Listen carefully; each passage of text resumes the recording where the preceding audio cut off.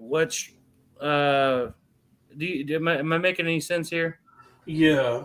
Well, yeah. Usually, I mean, it's part of it is hitting the breaking point. So Okay. when I get to a place where it starts to feel dire, and I'm like, like I just said, like if I go to take a shower and I get winded while I'm in the shower, or if I'm struggling to put on my shoes, like Yeah. putting my socks and I shoes get on. so winded trying to tie my shoes now. Have you ever been fat enough where you drop like currency, like money or something, and you're like, Yeah, I'm not bending down. you don't want to pick it up. Yeah, It's just a penny. that's such a long journey from here to the ground. That's such an adventure that I don't want to go on right now. Yeah. Yeah, so that's usually. By the way, we're live, Billionaire Podcast Network. I'm not leaving. I'll be right back. 1 second. Do the thing.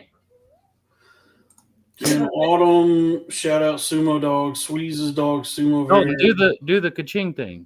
I just did it. Shout out Sumo Dog. Thank you, Autumn. It was $5. Kevin got up to go do something. It was like, do the ka-ching, and I just did the ka-ching. That was the whole thing. I'll do it again.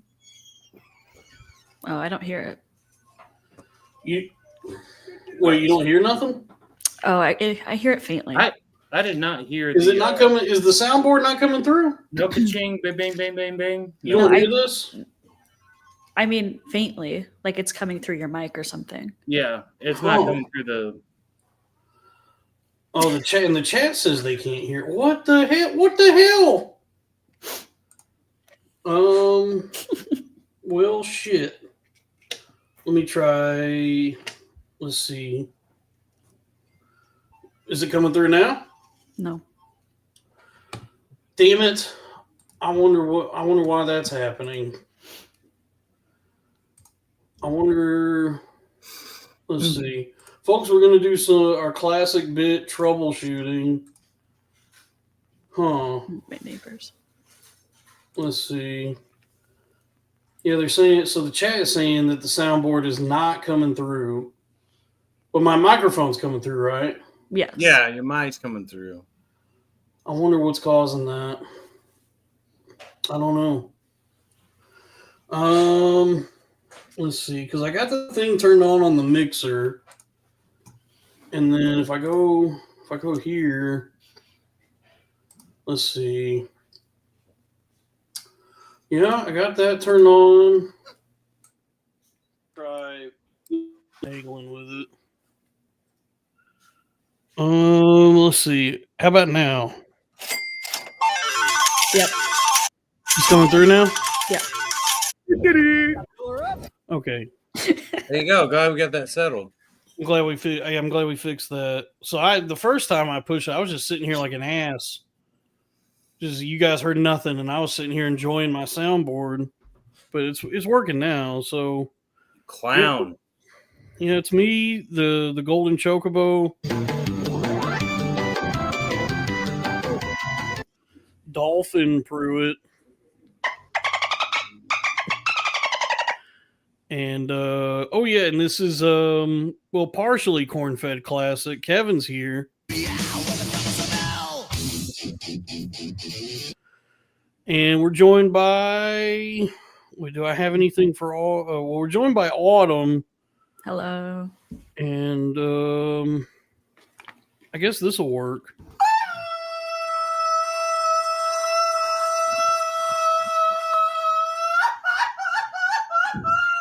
Wow.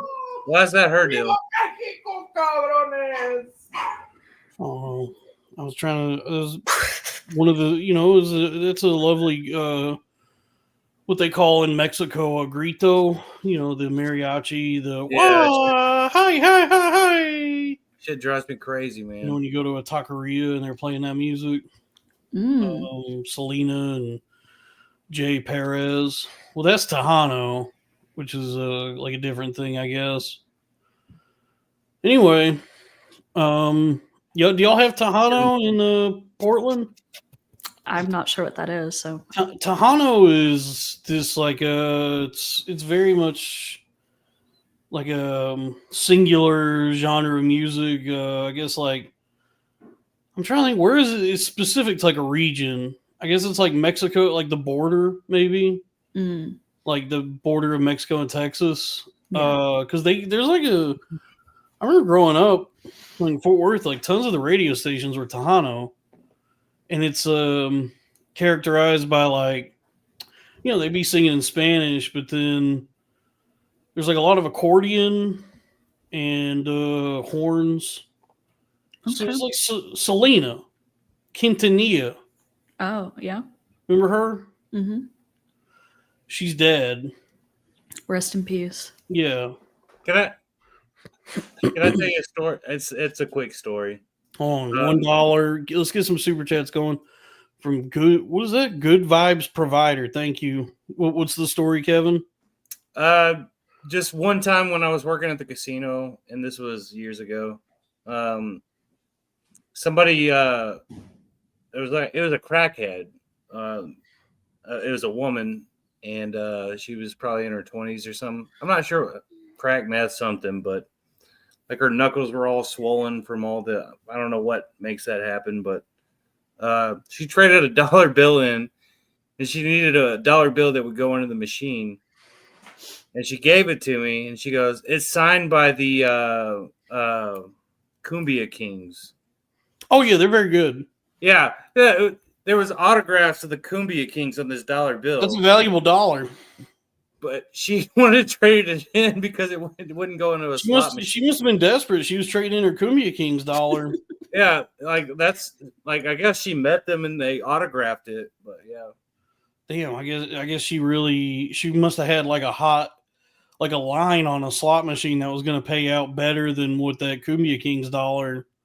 I mean, the autographed dollar bill of the Cumbia Kings couldn't be worth much, but it's probably worth $1 exactly. You go down to I don't know. You go down to like Laredo or Brownsville, one of them towns. I would just imagine if that's a memory that you have, you wouldn't have saw. It's Selena's brother, right? The Cumbia King. Yeah. I don't know. I know that I've heard the. Yeah, it's Selena's brother. I've heard the name of. I've heard of the Cumbia Kings before. But anyway, they all autographed a dollar bill, and she like you would just think that if you were like a big fan of them or something, you just want to keep that for life.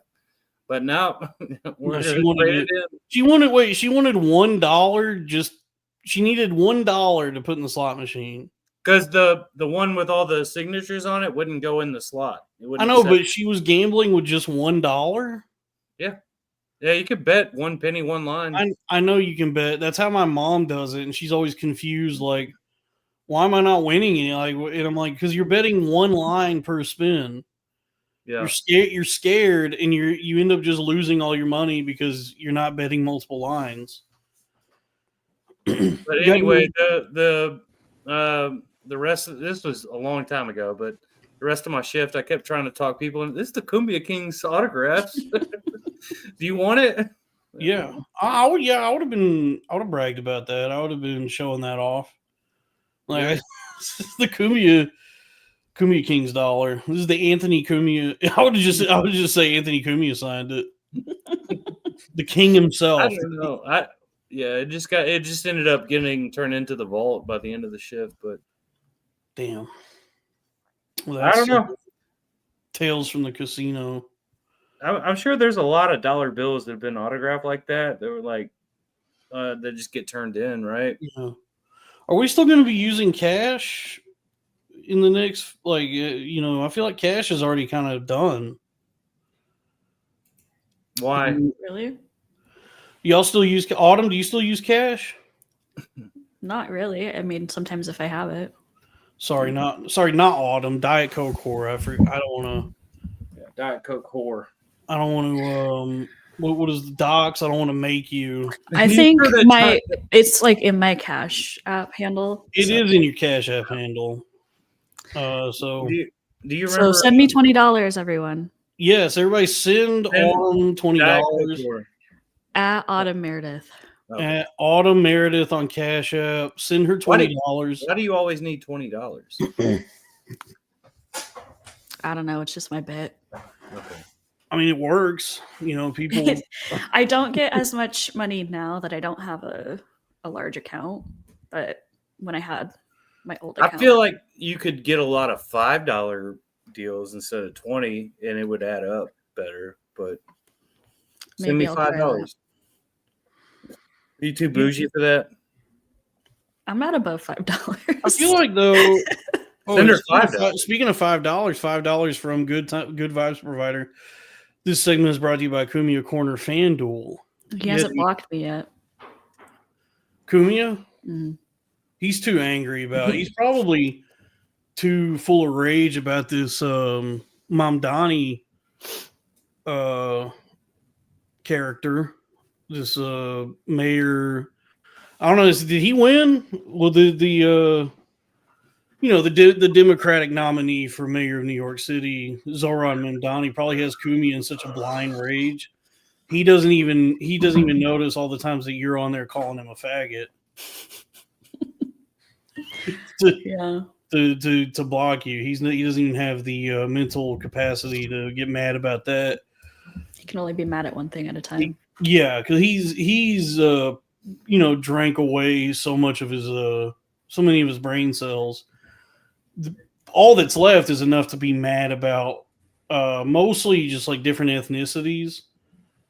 And if you have like one guy from one ethnicity who's like what's happening, where it looks like he's going to become the mayor of New York, I feel like that's occupying a lot of Kumia's like focus, a lot of his time and energy. And it's taking up what little brain function is left after decades of rye and bourbon and whiskey. Mm. The booze, they call it, what is it? I know the colloquialism is wet brain, but what is it actually called? It's alcohol encephalopathy. Yeah, you probably know it better than I don't know. I just heard that I recently heard that on Deadwood. That the doctor, Brad Dourif, Dr. Dourif on Deadwood said that to Calamity Jane, because have you seen Deadwood? Mm. You ever watched Deadwood? Never heard of it. It's like an old Western. It was the Old West. Mm. They're settling a community in like the Dakota territories, and it's like during the gold rush. So there's like they found like all these reserves of gold in the area, and this community has popped up called Deadwood. It's kind of like based on history, like real figures, but it's like a fictional show, Interesting. So one of the characters is Calamity Jane, and she's an alcoholic. She's a drunk, and she's starting to like lose her she's not functioning good. And then the doctor is played by the great Brad Dourif. You know Brad Dourif, the voice of Chucky? Yes. Oh, he's a pedophile. You're thinking of Jeffrey Jones, Jeffrey Jones is in the show as the newspaper man. Jeffrey Jones is a pedophile. But, that was Chucky, right? Wait, you mean in the movies? You said Chucky, right? Chucky from the Chucky movies. Yeah, he's a pedophile. Chucky was not a pedophile. Chucky is a serial killer. Oh, the actor that played Chucky is a pedophile. No. The actor that played Chucky is Brad Dourif, not a pedophile. The actor that played the dad in Beetlejuice, who is also in Deadwood, Jeffrey Jones, convicted pedophile. Hold on. The actor that played Chucky, you're saying, is not a pedophile. Brad Dourif is not a pedophile. Brad Dourif. He's the voice of Chucky. He was the doctor in Alien Resurrection. He's the Wait. Hold on. Is he not the same guy that did Howard the Duck? That's Jeffrey Jones. They don't even look alike. I don't know. Wait. How am I confusing it? I thought that guy played Chucky, right? No. The voice of Howard the Duck or the villain in Howard the Duck? Because I have no. Jeffrey Jones is also in Howard the Duck. Jeffrey Jones is a pedophile. Okay. Jeffrey Jones and me. So what did that guy do in Chucky then? Brad Dourif is the voice of Chucky. I was just trying to give you like a point of reference for who Brad Dourif is. Okay, let's go ahead. I'm sorry. Anyway, he's the doc. Brad Dourif is the doctor in Deadwood, and he tells Calamity Jane. He tells Calamity Jane, he's like alcohol encephalopathy. You got that fucking wet brain. And she's like, I don't give a fuck if my best friend is dead, doctor. They killed Wild Bill. And then she goes on to like work at the whorehouse or something. I haven't finished. I'm on the 3rd season, so I haven't finished it yet. I gotta watch the last season and then the movie, and then I'll be done with Deadwood. $20 from Drew Huntley, 1999. Not for Autumn. This is for Kevin because he's cool and chill, and this is a penny off. Wow. Thank you. Save your money, guy. Yeah, please save your money. Please, guys. I care about y'all. Kevin cares about y'all's finances. Oh my I don't. God. With the way the markets are looking, you're going to want to save your money. Save your money. Get them super chats up. Let's Dalton's unemployed. We need more super chats. I'm not unemployed. I'm a 1099 independent contractor. When I file my taxes in April, I'll have to file like 4 1099Ks. And the K is for Kevin. Do you still get checks from Twitter? I do. Really? Yeah, but Elon kind of rug pulled that because when that first started, like all the big accounts were getting like thousands of dollars every couple weeks. Oh yeah. Even my account, I was getting like $100. And now I'll get a notification. It's like, congrats, you got paid. And it's like $18. Yeah. Hey, this is something, but listen, when you were doing those titty videos, man, you were blowing up, bro. I guess I got to do more titty videos. It's just like, creatively, it's difficult to remain inspired, and you don't want to like force it. You don't want anything to become contrived. Yeah, no, I get that. And so it's because I sit down and write those and all that. I was putting forth like a considerable amount of effort in those videos, like writing them and actually performing them.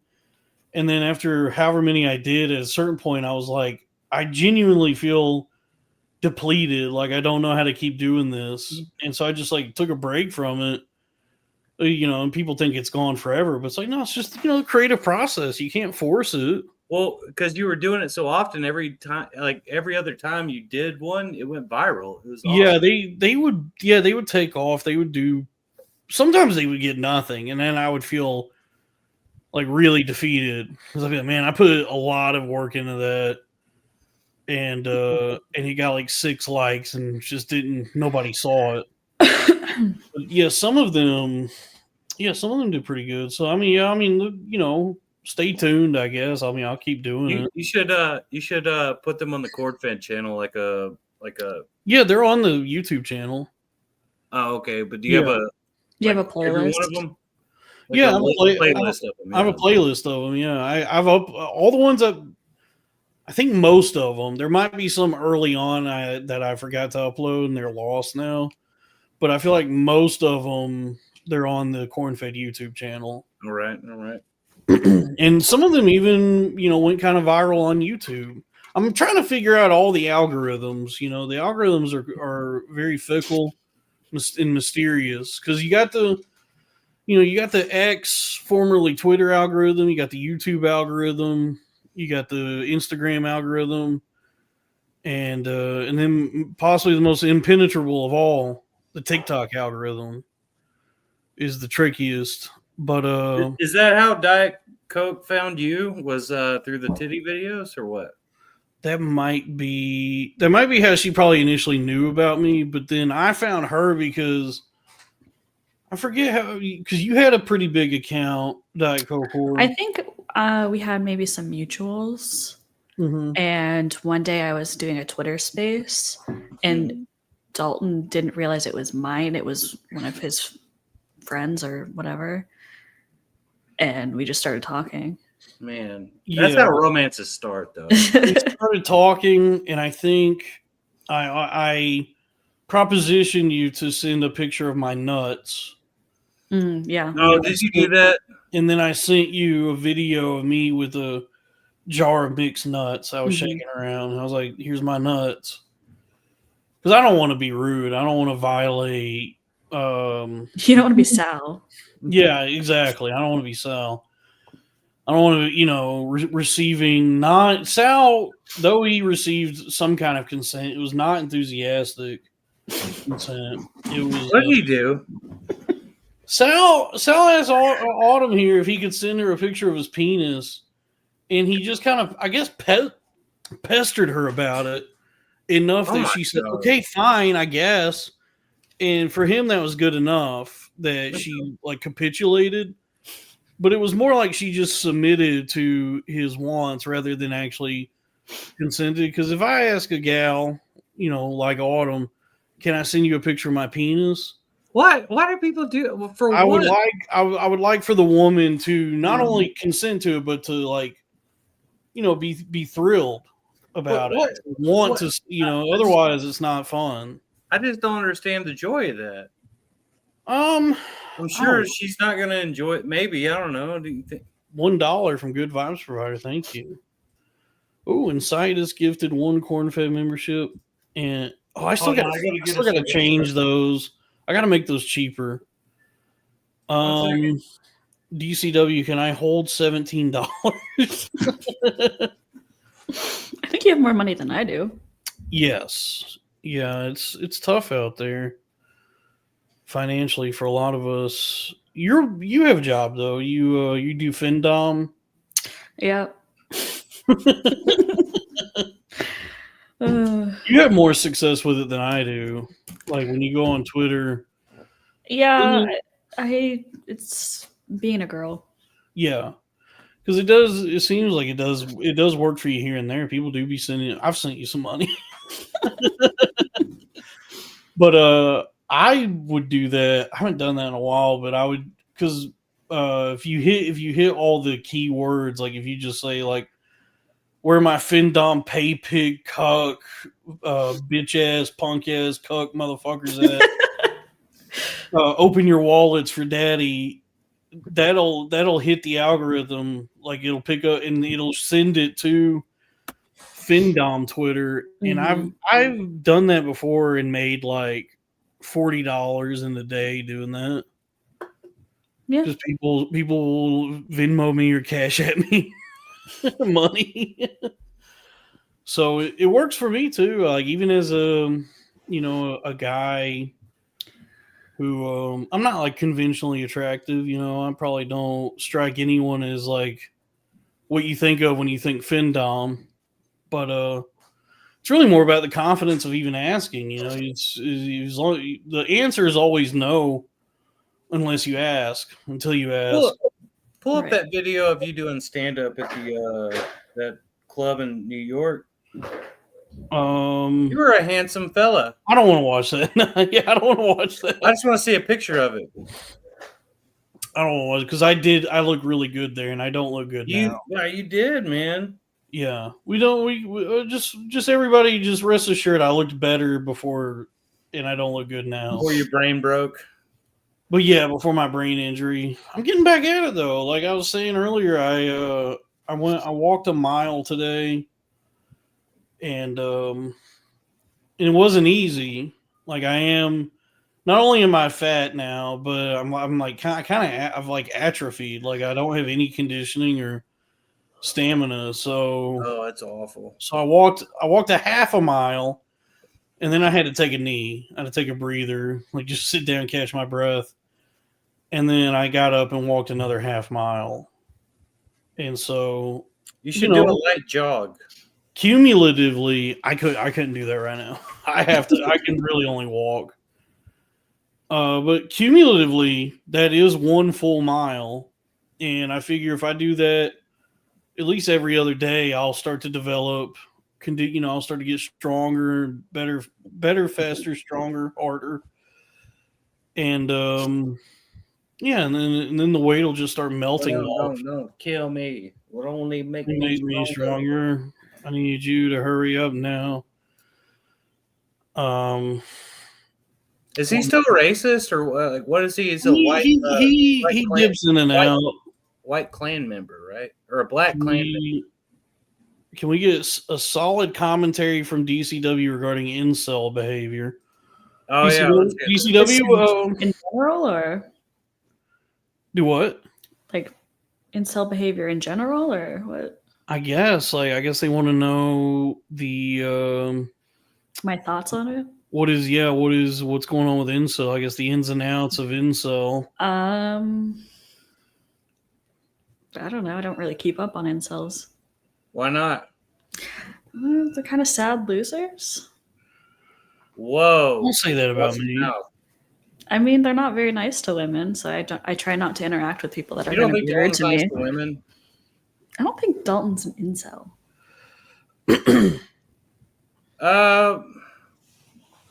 Well, isn't there a distinction between an incel and just a guy who isn't getting laid?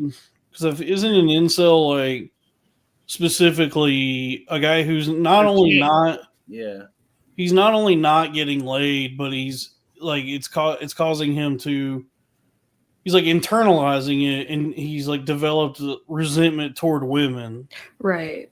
because he's not getting he's not having sex. Yeah. Like I don't know why that's so important to somebody though. You know? Like his actions are. It's not his actions. It's the women.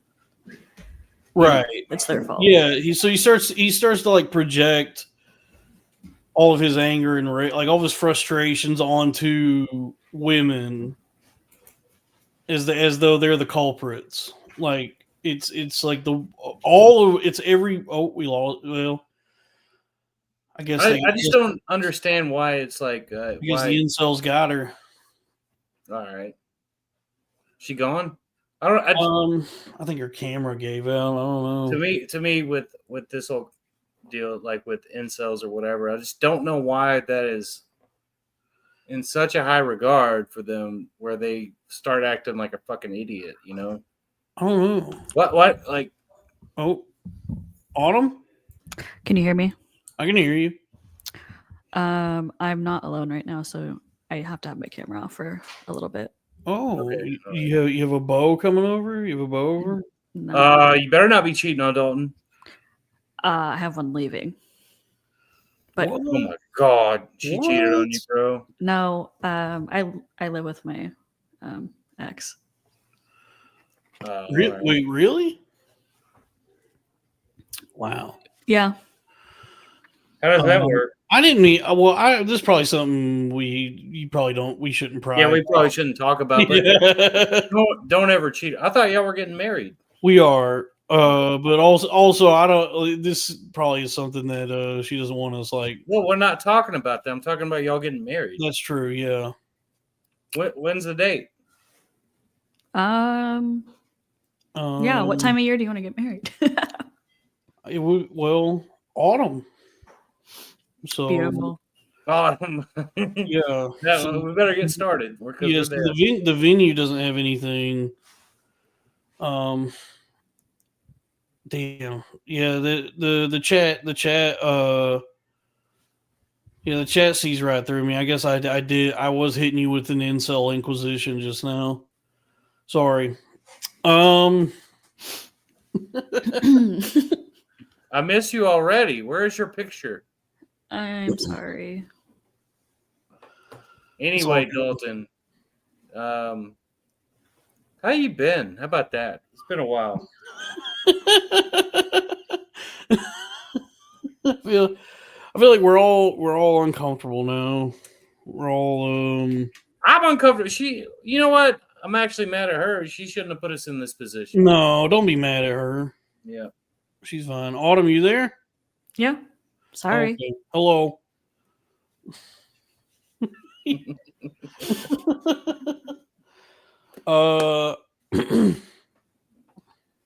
we have any super chats we got to read? Yeah, we do. $2 from Good Vibes Providers. Sup with the pooper. What does that mean? Mind pooper? I don't know what that means. Your pooper? Who's pooper? You know. Anyway.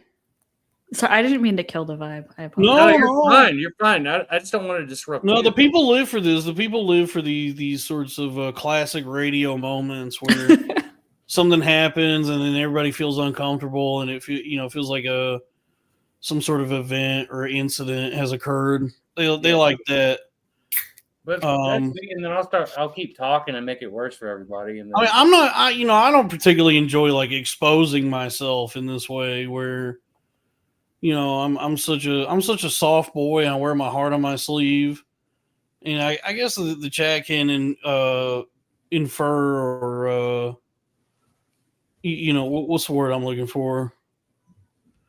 Yeah, I guess they can tell, they can see that I'm just, extremely lonely and insecure about myself. And that manifests in certain ways, where they can, I don't even know what I'm trying to, you know what I mean? Yeah. You know what I'm trying to say? It's nothing to do with you. It's nothing to do with like, anything you guys are doing. But sometimes, I could tell maybe I behave in a way that reveals to people that I show them my weak spots. do you remember the time that Sal was so upset with Diet Coke's name because he's like, "What about Pepsi?" Yeah. Oh my god, he's such an idiot. He didn't understand that it was the Coke, but Diet. What was in front of it? Like he didn't understand that. Yeah. That makes me chuckle. Are you ever gonna come back? I will once they leave. It's all good. All right. Well, we're not trying Let's to get rush. some super chats going. This definitely does feel like one of the more stilted or stifled I've been in a while. I think it's not really to. Here's the thing, because like right before this, it's not much to do with you, Autumn, or anything you're saying, Kevin. It's that I'm dealing with something myself currently that I was dealing with right before this, because I had dinner and I found this new hot sauce. I bought a smattering of hot sauces.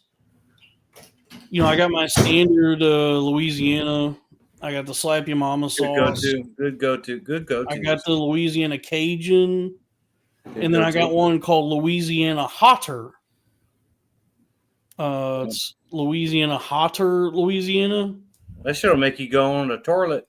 Well, Kevin, that's what I'm getting at. Is that I ate some of this Louisiana Hotter, which is really good. The flavor is good. It's extremely spicy. It had my ass tore up. Like it was burning. And then it do be having me on the toilet. Yeah, that'll happen. So like right before this, I was suffering. I had a really bad case of the what you might call the screaming meanies. We call it the quids. Yeah, the quids. It was running through me. It was clearing out. It was unclogging all the pipes. Mm. And even now I can feel my guts bubbling. For real. Yeah. So like since we start, so there's like, I do want to assure everyone. Ooh, 99-cent super sticker from Good Vibes Provider. I do want to assure everyone that whatever's going on with Autumn here, that's not really I guess whatever. I don't even understand what just happened. That's got everybody feeling like uncomfortable. I broke the illusion. I guess you shattered just the an evil I have alive. Yeah, that you have but it's also that since we started recording or since we went live, like the whole time we've all been sitting here, I have been dealing with like I've my tummy be rumbling, Yeah. and so that's kind of got me in my own head. It's kind of got me feeling a little nervous or anxious about our live stream we're doing here, because like right before this, I was having a time of it. I was having a go of it, Mm. and it was like such a rough go of it that I actually I had to take an emergency shower. Mm. You know, Ouch. Happens.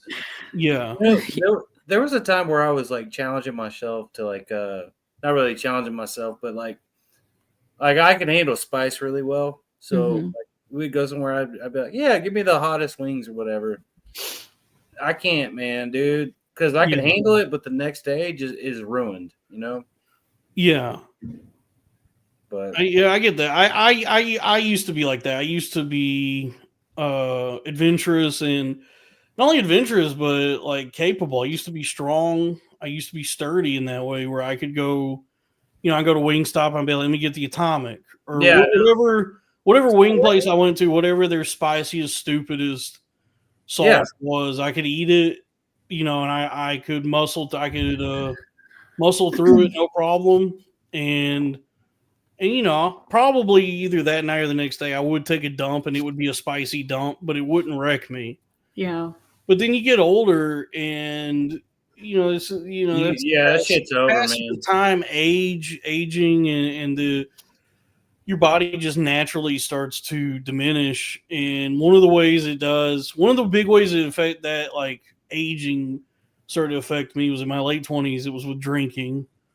So like I couldn't drink the way I used to, and eventually had to give it up altogether.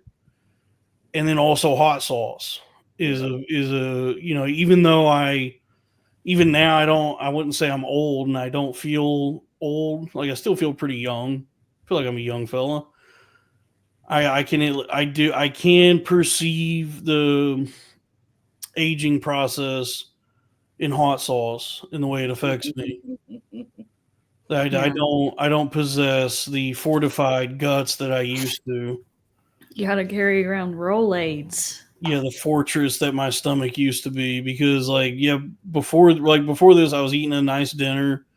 I was enjoying my hot sauces I bought, and that I'll tell you that Louisiana hotter hot sauce, the one that says hotter on the bottle, it I can assure you, it tastes really good. The flavor of it is pretty incredible. Yeah. I'm excited I found it, but it's so spicy. It hurt my tongue. I had to have some milk to neutralize it. Oh, it did burn your tongue, huh? Dude, it was like when I initially ate it, it was fine going down. I was like, this tastes really good, spicy. It tastes good. Then as it sat, my tongue started burning. I was like, damn, dude, I'm on fire from this shit. And so then I had to have me a little glass of milk to kind of combat that. And then, I knew we had this scheduled. And so I was excited. I've been excited all day to do this. But then I'd say probably like 40 minutes before we were supposed to go start this, my tummy started rumbling. Yeah.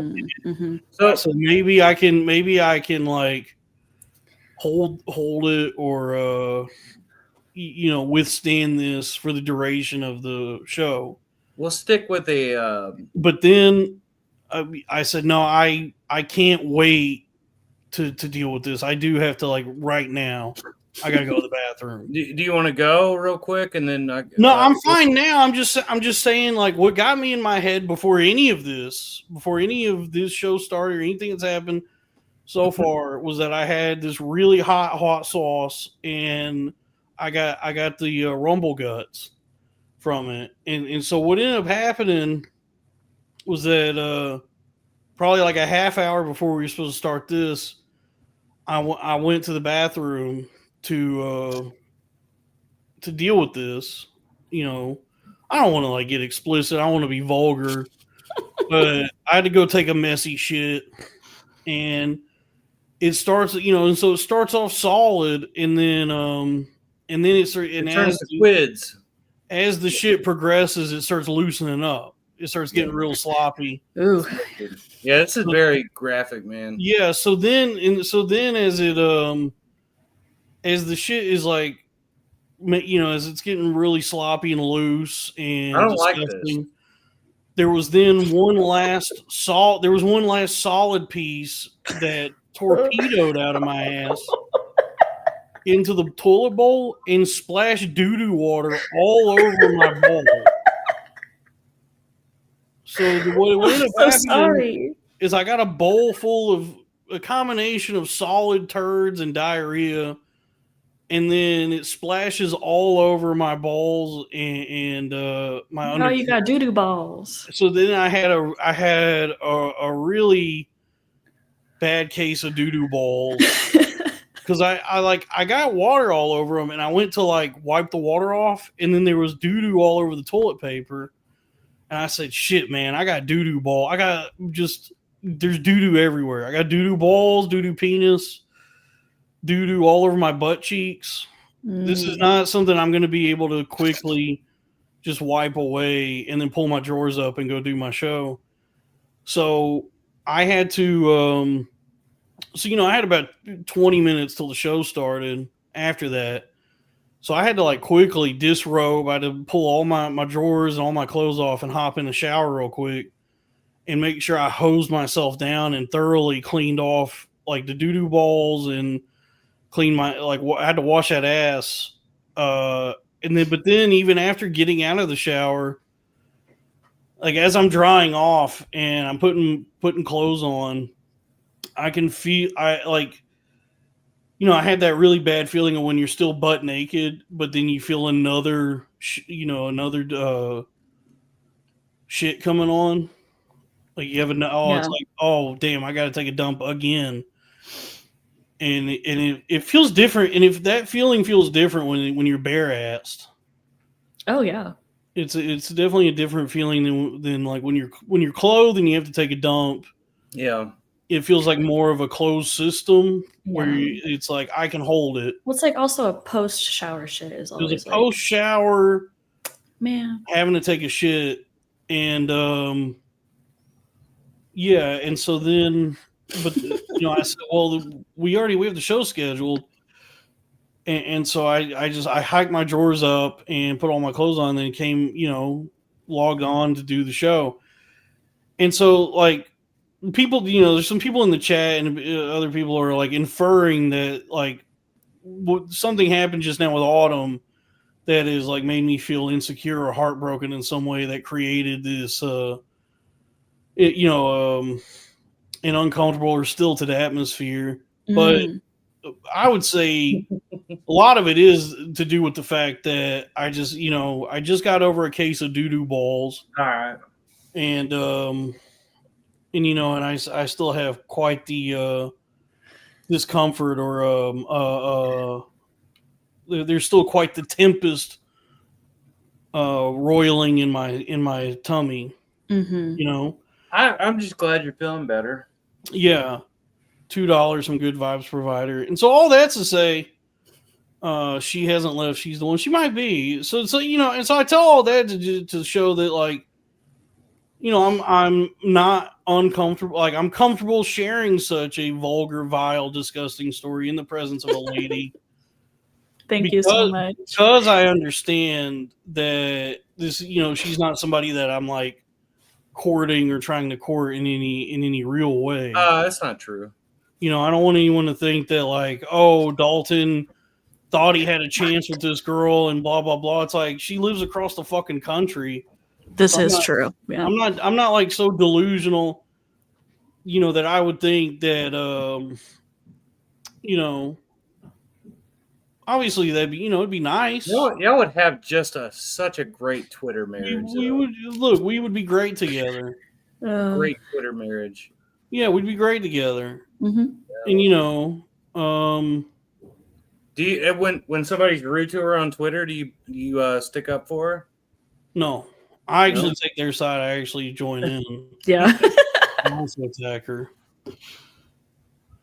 No, I mean, you know, it's like obviously, like I'm at a point, you know, where I am in my life right now. It's like, yeah, man, I'm like kind of secluded and lonely in my life, and to have any sort of have a like a kind of connection like I do with Autumn is nice. Like, you know, I have a girl I talk to, and that's nice. But it's like I can't invest so much into it right now into any sort of a. I can't like be telling myself that you know, I can be telling myself fairy tales. You know what I mean? Right. Sure. It's like you, Autumn. You have your life you're living. You know, I don't expect that. You know, I expect you to wait on me. You know what I mean? It's like I'm trying to get my whole shit together. Right. You know, because I Yeah, had can I ask you? There was a time you were upset with him, and like you got mad at him at one point, right? I got mad at Dalton. I think so. Yeah. Oh, Is that when? true, no, Dalton? I don't think so. I thought y'all were beefing at one point. No, I don't think so. Oh, okay. no, I don't know. No, it's just, Maybe. I don't know much about what goes on in Autumn's actual life. Like we communicate on Twitter here and there. We text sometimes. Okay.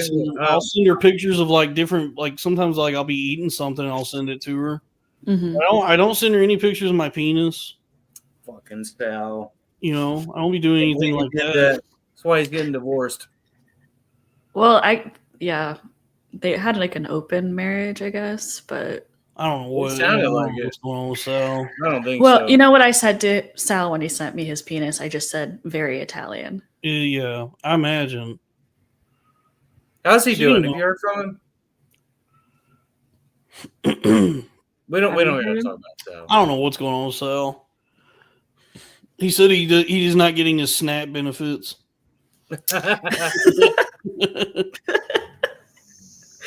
Shit. Oh man, that poor guy. I'm about winter mode. Even when he was winning.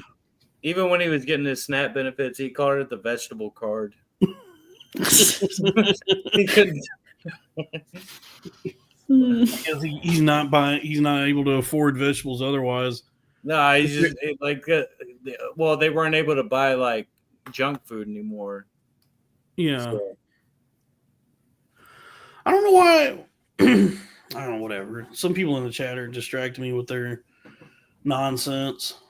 What are they saying? I can't see the chat. Like anytime this fucking, you know, we bring I have a girl on and they start making assumptions or saying shit about me. It's like, oh, what do you want? What do you want from me? It's like, yeah, I'm lonely. I'm insecure. I've lived mostly a pretty isolated life, and I'm just you're back at it though, man. I'm trying to navigate my own existence as best I can. There's probably times in the past I probably did teeter into incel territory when I was like just getting so frustrated and so mad that I probably did have an attitude that like, well, I guess it's like women. But then I realized like, no, it's probably me. You know, it's probably like it's probably either something I'm doing or some inability I have to connect with people or to make myself attractive in any way that's causing my own isolation. I think your views on women got skewed when you started doing stand up, man. Those stand up women are terrible. Those women, yeah, those women are very mean. Those aren't real women. They're not real women. Shitheads, man. Yeah. Yeah, a lot of the women you meet in stand up are like, not only are they like whatever, not only do they have like whatever screws loose or incompleteness or mental instability that's led them to pursue this thing, stand up, but they're also still women, so they're naturally mean. And oh shit, I think am I frozen? Yeah. And nothing's going right. Give me 1 second. I'm not mean. Nobody said you were mean. I don't think you're mean at all. I think you're a nice person. Thank you. Do you follow me on Twitter? I think so. Probably not. Okay, I'm But here. maybe, but okay, go ahead. I'm sorry. Didn't mean to What does interrupt. this say? What does fall has to say about that? I don't understand what he means. Because my name's Autumn. Oh. I think Dalton is a handsome young fellow who is very deserving of love. Okay. But We all here's agree. the next part. The next part is always just not for me though. Yeah, he would be great for any other woman. That's all. Sister, I've heard this. Oh, I'm just not moving for anyone, so I've heard this before. It's like, oh, no, you're married on. What a nice guy! You definitely deserve love. You know, there's someone out there for you. It's just not me though. it could be. Okay. Dalton, you gotta move. You gotta move over there. Even wait, you would say that even with the doo-doo balls? Well, you got to shower first, but Okay, as long as I take a shower. Yeah. Okay. you can't bring the doo-doo balls Dalton in is bed. hygienic. He may be gross, but he is hygienic. Yeah, I made at least I had the presence of mind to clean up the doo-doo balls. Yeah. Sure. Yeah. Okay, so you're saying that as long as I don't have shit all over my balls, that You're saying there's a chance. Yeah, that there's a chance. Yeah. Yes. Okay. All right. That's Her cool. silence says it all. That's You cool. know? It's a but at least I'm reasonable enough, or I'm realistic enough to know, it's like we're all living our own lives. I'm where I am in my life right now. If Autumn finds a nice guy who doesn't have shit on his balls, also, Hold on, I mean, I'm trying to get rid of guys. you know what would upset know? me is if you end up getting with somebody who you allow to have doo-doo on his balls. Oh, no, that's a pretty hard limit.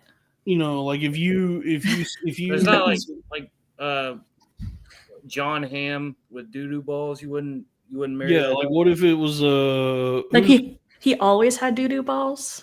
yeah, like what if it was like who's a guy No. you like aren't you attracted to like Nosferatu or something? Yeah. Yeah, so like if Bill Skarsgård had shit all over his balls, would you still be with him? It's It wasn't all pretty the time, gross. but I mean, yeah. Like having sex with someone with doo-doo balls, that would just like give me doo-doo. It would be that would give bad you doo-doo chance. puss, and that probably cause like some kind of infection. Yeah, UTI. and it just smells, and Yeah, it'd be bad. No, I'll take this question here. Does Dalton have very long, saggy balls, or is doo-doo balls something common? No, I don't have long balls at all. I think he just had an explosive. My balls are pretty cinched up. he had a torpedo come out of his ass, and it just caused some smashed. waves. Most of the time, my balls are pretty cinched up. I'd say on a warm day they hang a little bit more, but they're not like long and saggy ever. Uh-huh. No, it was just like that there was as I was taking a dump. Autumn, I'm sure you've had this happen. You be shitting, and then you have like sometimes there's some splashback. you have a splashback, and so this was like SeaWorld, like a Gallagher show. The watermelon got smashed. Just worst case scenario. So it was like one of those where it shot up a considerable amount of doo-doo water, and that coated my nuts in doo-doo. Because like I said, I went to wipe the water off of like my in between like the thigh and all. I went to wipe the area, and then I looked at the toilet paper and there was doo-doo all over it, and I said, well, this is a problem now. Yeah. And so but I hopped in the shower. I took a shower, and I got one of them detachable shower heads, so I was able to like really be thorough with it. I was able to get in all the nooks and crannies and make sure I'm clean. So, I am a gentleman. Ugh, I'm hungry. That made you hungry? Yeah. Well, let's talk about doo-doo. All this talk of shit has really got me famished. Yeah.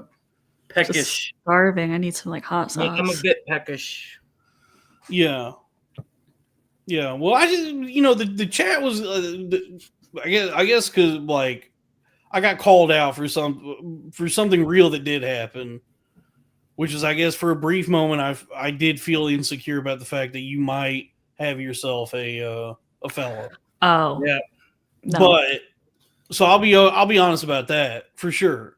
But it's also like, well, I'm friends with you, Autumn. We're friends, and we communicate with we have fun together.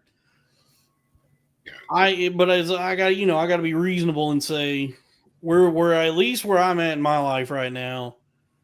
I got to focus on myself. I got to clean the shit off my balls, and not really even think about too much about like romance or dating prospects, right? Yeah. Amen. And so I wanted to then tell the story of the doo-doo balls to allay any suspicions or fears that was like, first off, that was solely what had me kind of withdrawn for a moment, or feeling uncomfortable, like creating an uncomfortable vibe, because even now as I talk, I still have bubble guts from the Can we that hot sauce.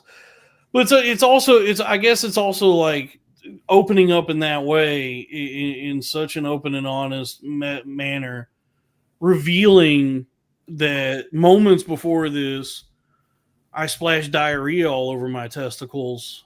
I suppose would assure you that my priorities lie first and foremost, more than anything, and just having fun with my friends, And what's more fun than doo-doo balls? Well, that doesn't sound fun at all.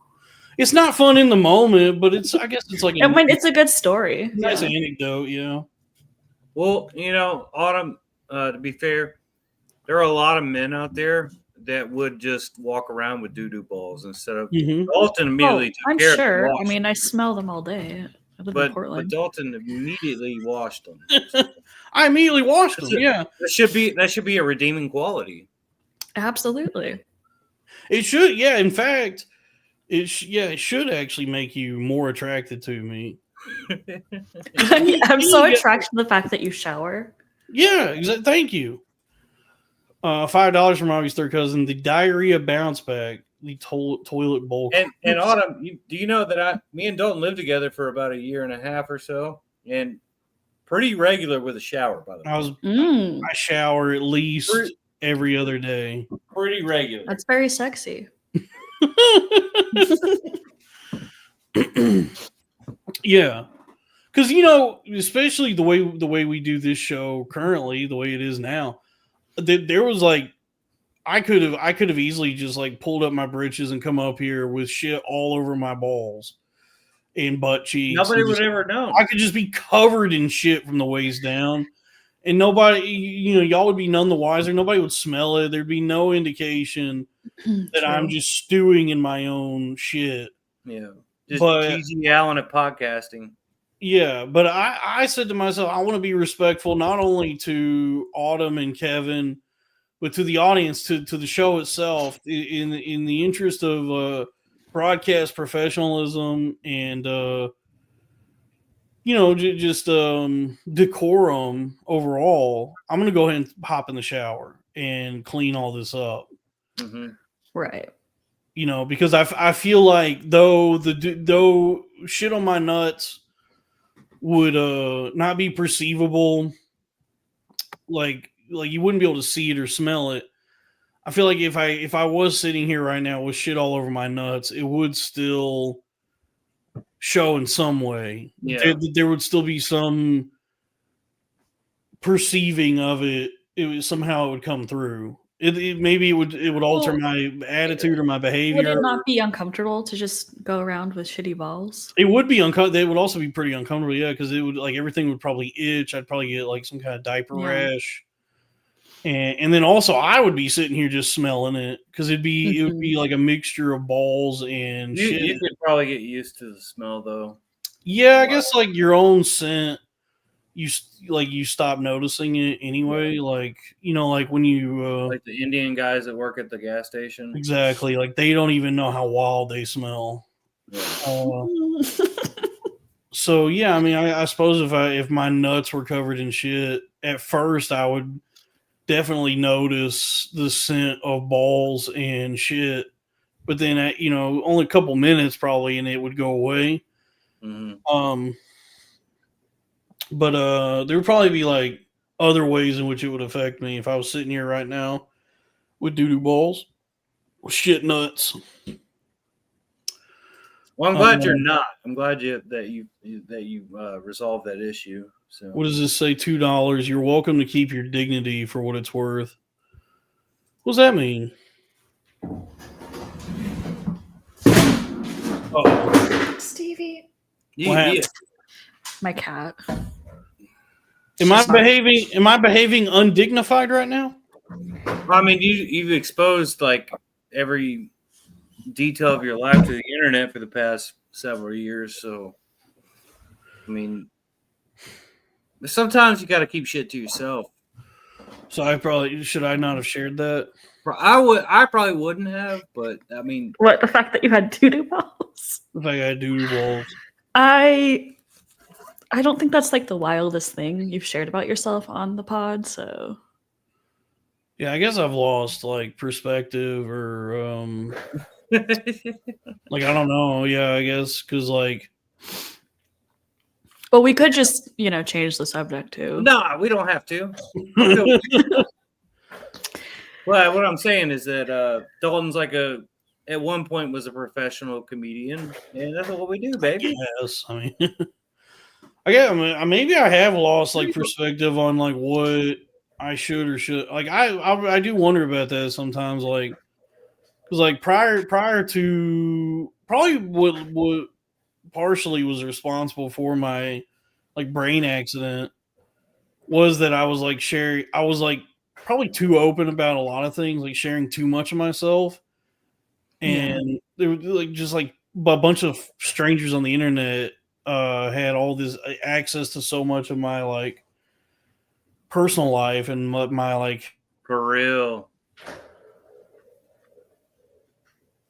Hello? Oh, he froze. He died.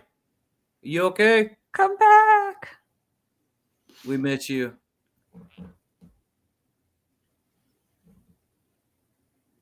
You mean to call him? Yeah. He probably thinks that we can still hear him. Yeah, he's just going on a whole tangent. But he could hear us, no? He said, my power blipped out for a second. He's rebooting. So it's just me and you, shit. DCW. Well, what's going on? I like your bangs. Thank you. I'm just sitting here. That's good. I live in Texas. You live in Texas? Yes. That's nice. I live in Portland, Oregon. Is that Portland, Oregon? Yeah. Okay. Do you like it there? It's fine. Okay. It gets a lot of hate, but it's whatever. Yeah. Is it? Can you do weed there? You could do weed there, right? Weed is legal here. Yeah. Weed. Can you do mushrooms? A lot of drugs are decriminalized here, but like. Oh, I heard that you could do meth there. So you're not gonna get stopped if you're a crackhead.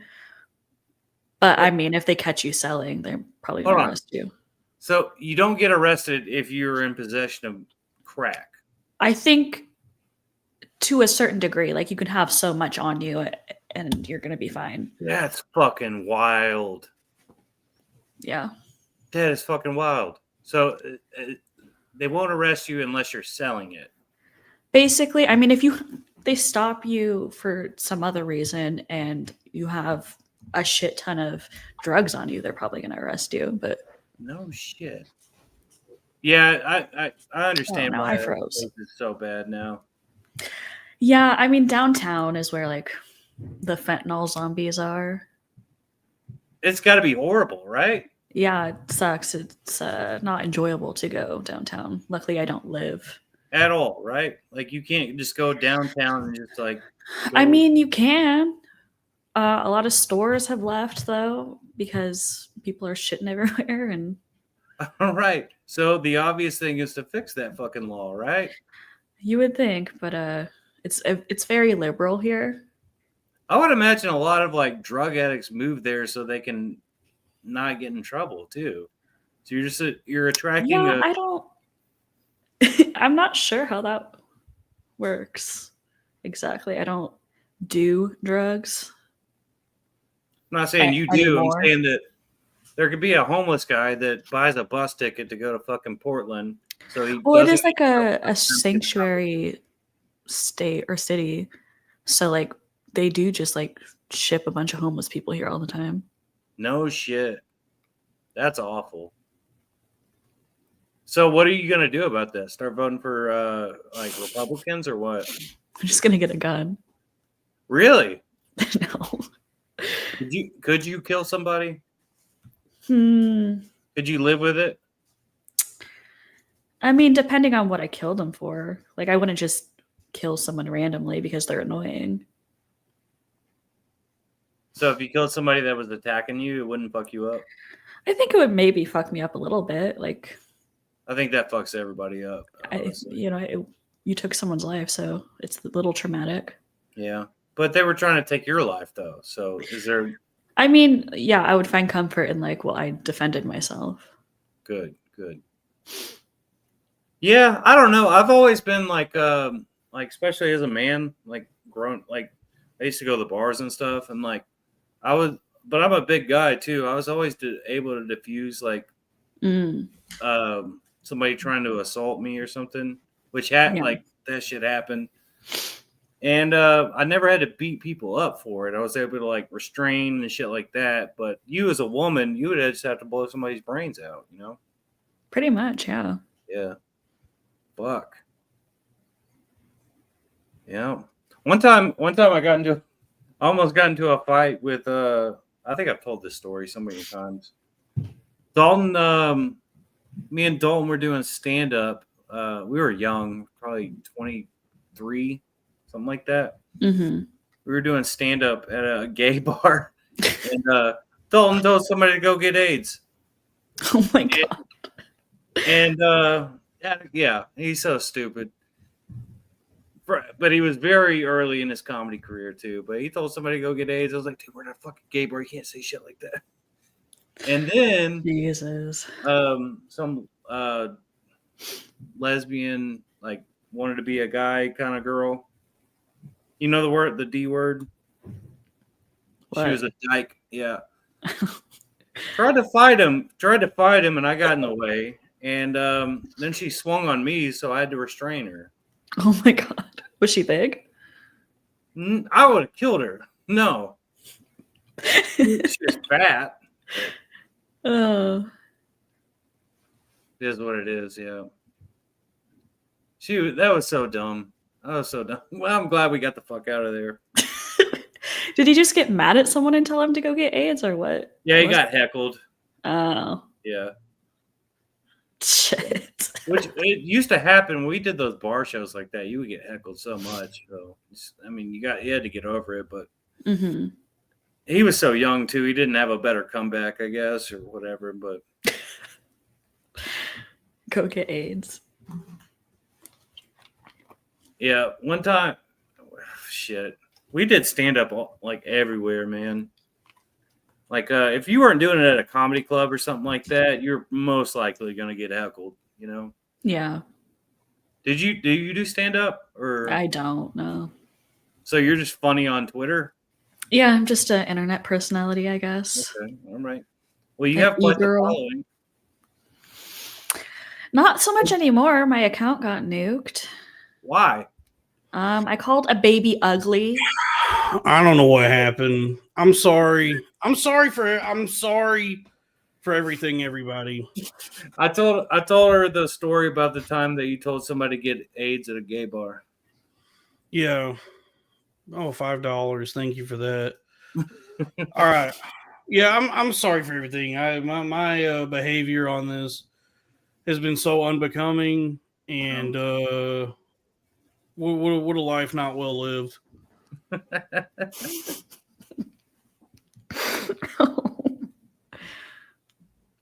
It's okay. Are you frozen again or no? No, I'm not. I'm here. All right, you're back. Am I coming through? Yeah, I don't know you're what happened. The fucking goddamn power, like, just like it wasn't like there was a power outage. It just like blipped, like everything blinked and shut off for a second, and then it all came back. But then the fucking Wi-Fi is busted. So now I'm on the hotspot on the 5G on my phone. Oh, that's what took so long. I got Yeah, you. I was trying to figure out how to actually even get back on the internet. Man. So sorry to the audience for everything that happened. That's Oh, happened. they enjoyed our conversation. Did y'all get along? Yeah, they got along. She was telling me about homeless people in Portland and shit. That is awful. Yeah. Oh yeah, the homeless in She Portland. said you can just straight up do meth there. Yeah, it's like decriminalized. You can do meth anywhere. I mean, Yeah, I mean, you can just do meth anywhere. yeah. I mean, but to be able to do it and not worry about going to jail is crazy. I mean, if they arrested everyone that did meth in Oregon or Portland, the jail would be full. Yeah. They don't want to waste taxpayers' money filling, like trying to feed these people. Their monies. Their monies. All right. Yeah. Shit. Yeah. So, have you? What I was saying before my shit went off. Shitty balls. Yeah, before my shit got cut off is I guess I have always been like a bad judge of like I get I've been bad at discerning what I should and shouldn't share. Or I've been bad about oversharing maybe in the past. Where'd Kevin go? Where's Kevin? Who knows? He's getting up and okay. What kind of vape is it? It's called Chillax. Oh, you know that fucking. It tastes as good. Do you know that like a lot of like you can't get geek bars and shit anymore here? Right? Yeah, the geek, but dude, so dead. Why is that all gone? I don't know, man. That's everywhere. Too many kids. Everywhere be saying you can't get the geek bars. The vapes. I'm actually trying to quit the vaping. I got these Zone 9 milligram mint pouches. I don't know how to fix my camera. I'm sorry. It's fine. Sure who gives a shit? Sorry. Who gives a shit? Who's about giving you shit? Production or fidelity? This is one of the more entertaining fucking things that even happens on the internet. This is true. Is what I do, and the production like involved is not a factor at all in the entertainment value or how entertaining anything is. I watch these fucking. I find it charming. Yes, the lo-fi aspect of this is charming. It's like when you do like watching a cool show. Absolutely. I watch some of these fucking these $1 million fucking studios these people have. Some of these shows on the internet. This is the most boring, bullshit, banal conversations. Just about like the show business or the flying or taking an Uber, and it's like, bitch, I can't even afford an Uber. You know what I'm saying? Like I live a real, authentic life. Where I can't afford Ubers, I can't afford to fly. I'm not in the entertainment industry. I'm not in shit because I don't have any stories like that. The stories I got is I got shit all over my nuts, and and what I was saying. Let me put in a pouch. I guess what I was saying before my power went out like that, I have like in the past, I maybe have like misjudged or been too wanton disregard been too open about a lot of things and just like revealed too like offered too much of myself to anyone that was willing to listen. Which after I got invited to do Legion of Skanks, like when I did that show, that ended up being like a lot of people that all of a sudden were willing to listen. And so I think I like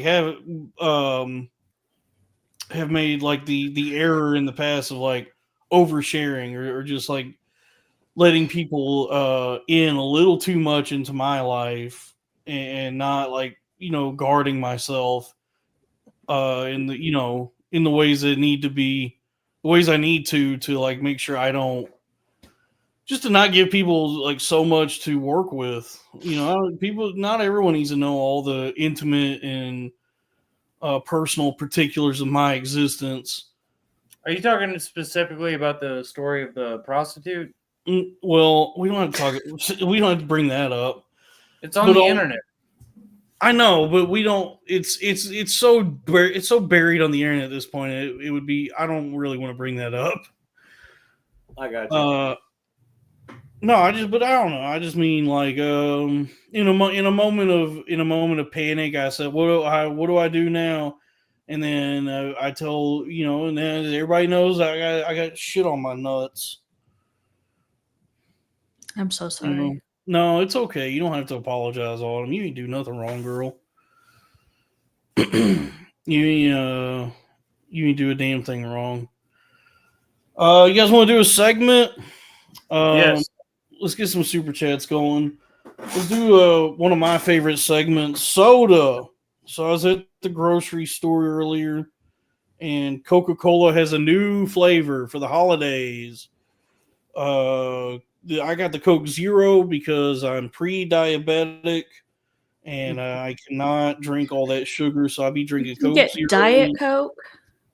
Well, Diet Coke only comes in one flavor. Well, it came in a new flavor for a while, Diet Coke Lime, which I did enjoy, but Diet Coke specifically is just one flavor, and it's a very specific flavor.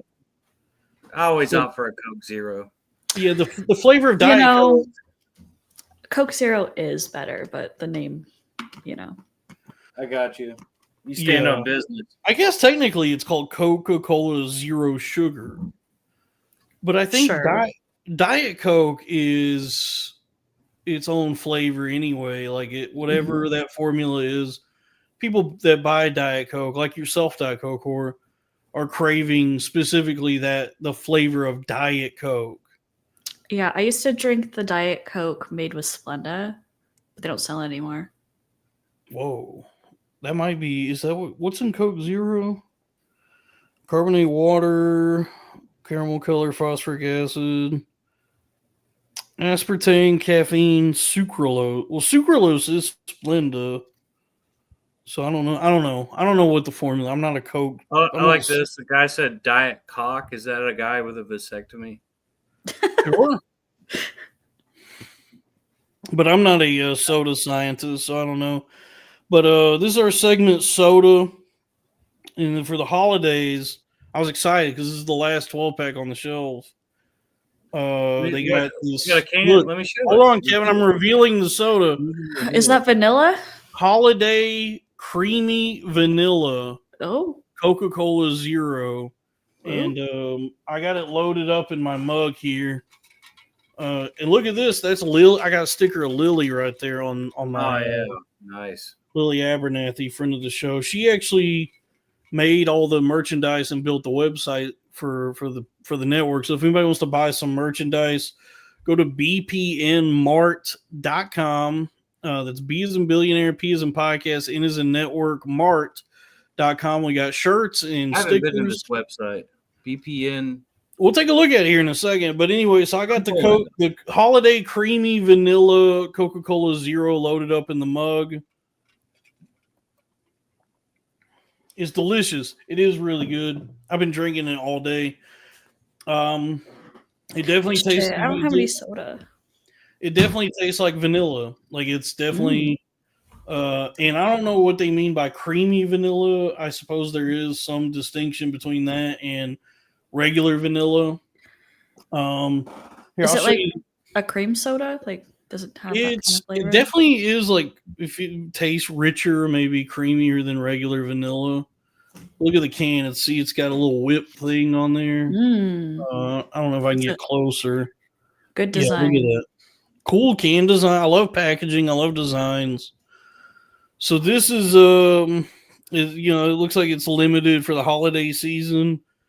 I don't have any relationship with the people at Coca-Cola, no endorsements or nothing. This is just of my own volition that I am. This is our soda segment. Is I'm talking about, but it's really tasty. It's good soda. Because I've been here lately. I've been drinking RC Zero Sugar.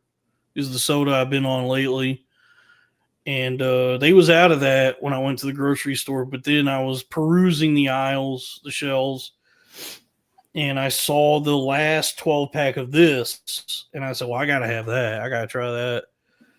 And with inflation, I guess, or the price, everything's getting out of control. Fucking 12-pack of Coke is like $11 now. It's crazy. I wish I had them SNAP benefits so I could get the government to pay for my sodies. Is it But really $11 for a 12-pack? it was $10.99 for. Show me the 10.99s. It was $10.99 for a 12-pack of Coke Zero. No shit. Yeah, but it is delicious. It's tasty. It reminds me of like, yeah, I mean, it takes me back to like being a kid and after school going to a Sonic Drive-In, and ordering a vanilla Coke there. I swear, I used to get, there was a deal with, because when I was living in Denton, it doesn't matter where I was living, a long time ago, 10 years ago, it was 3 for $11. You could get 3 12-packs for like $11 or $12. Dude, the price of everything has just exploded lately. Like everything is way, way more expensive than it was even 5 years ago. Yeah. I think a lot of it maybe was the pandemic, and then inflation. Yeah, they gave out all that free money. They got to make it back now or something. All that free. Damn Republican Kevin. Oh, y'all thought the government was just going to give you $1,200? Get real. For real. Join us in reality, because now Get serious. Now a 12-pack of Coca-Cola is $11. That's because y'all greedy, lazy layabouts. Yeah. Thought you were just going to get $1,200 from the government. It's probably the tariffs because aluminum comes from China. Maybe. Damn. There you go. Yeah, it could be the tariffs. Who knows? Aluminium comes from. Who knows? I don't know. I don't know what anyone's going to do. Who knows how any of us are going to be able to survive as the years go on, as time goes on, because everything's getting more and more expensive. Wages are stagnant. Jobs, people will be getting fired from their jobs, and then there's no jobs available. Mm-hmm. So I don't know what the plan is. I guess to further foment discontent and instability in people's lives, to create an environment that will allow for probably some kind of authoritarian takeover, I guess, is the plan. Create chaos and hysteria to set the stage for Trump 2028, third term, baby. Scary. Because I feel like that's probably the only time there's ever been a third term was because of like similar conditions. Like FDR got a third term. Yeah, FDR got a third term just because everything was so shitty. Mm-hmm. No, wait. Could he get a third term?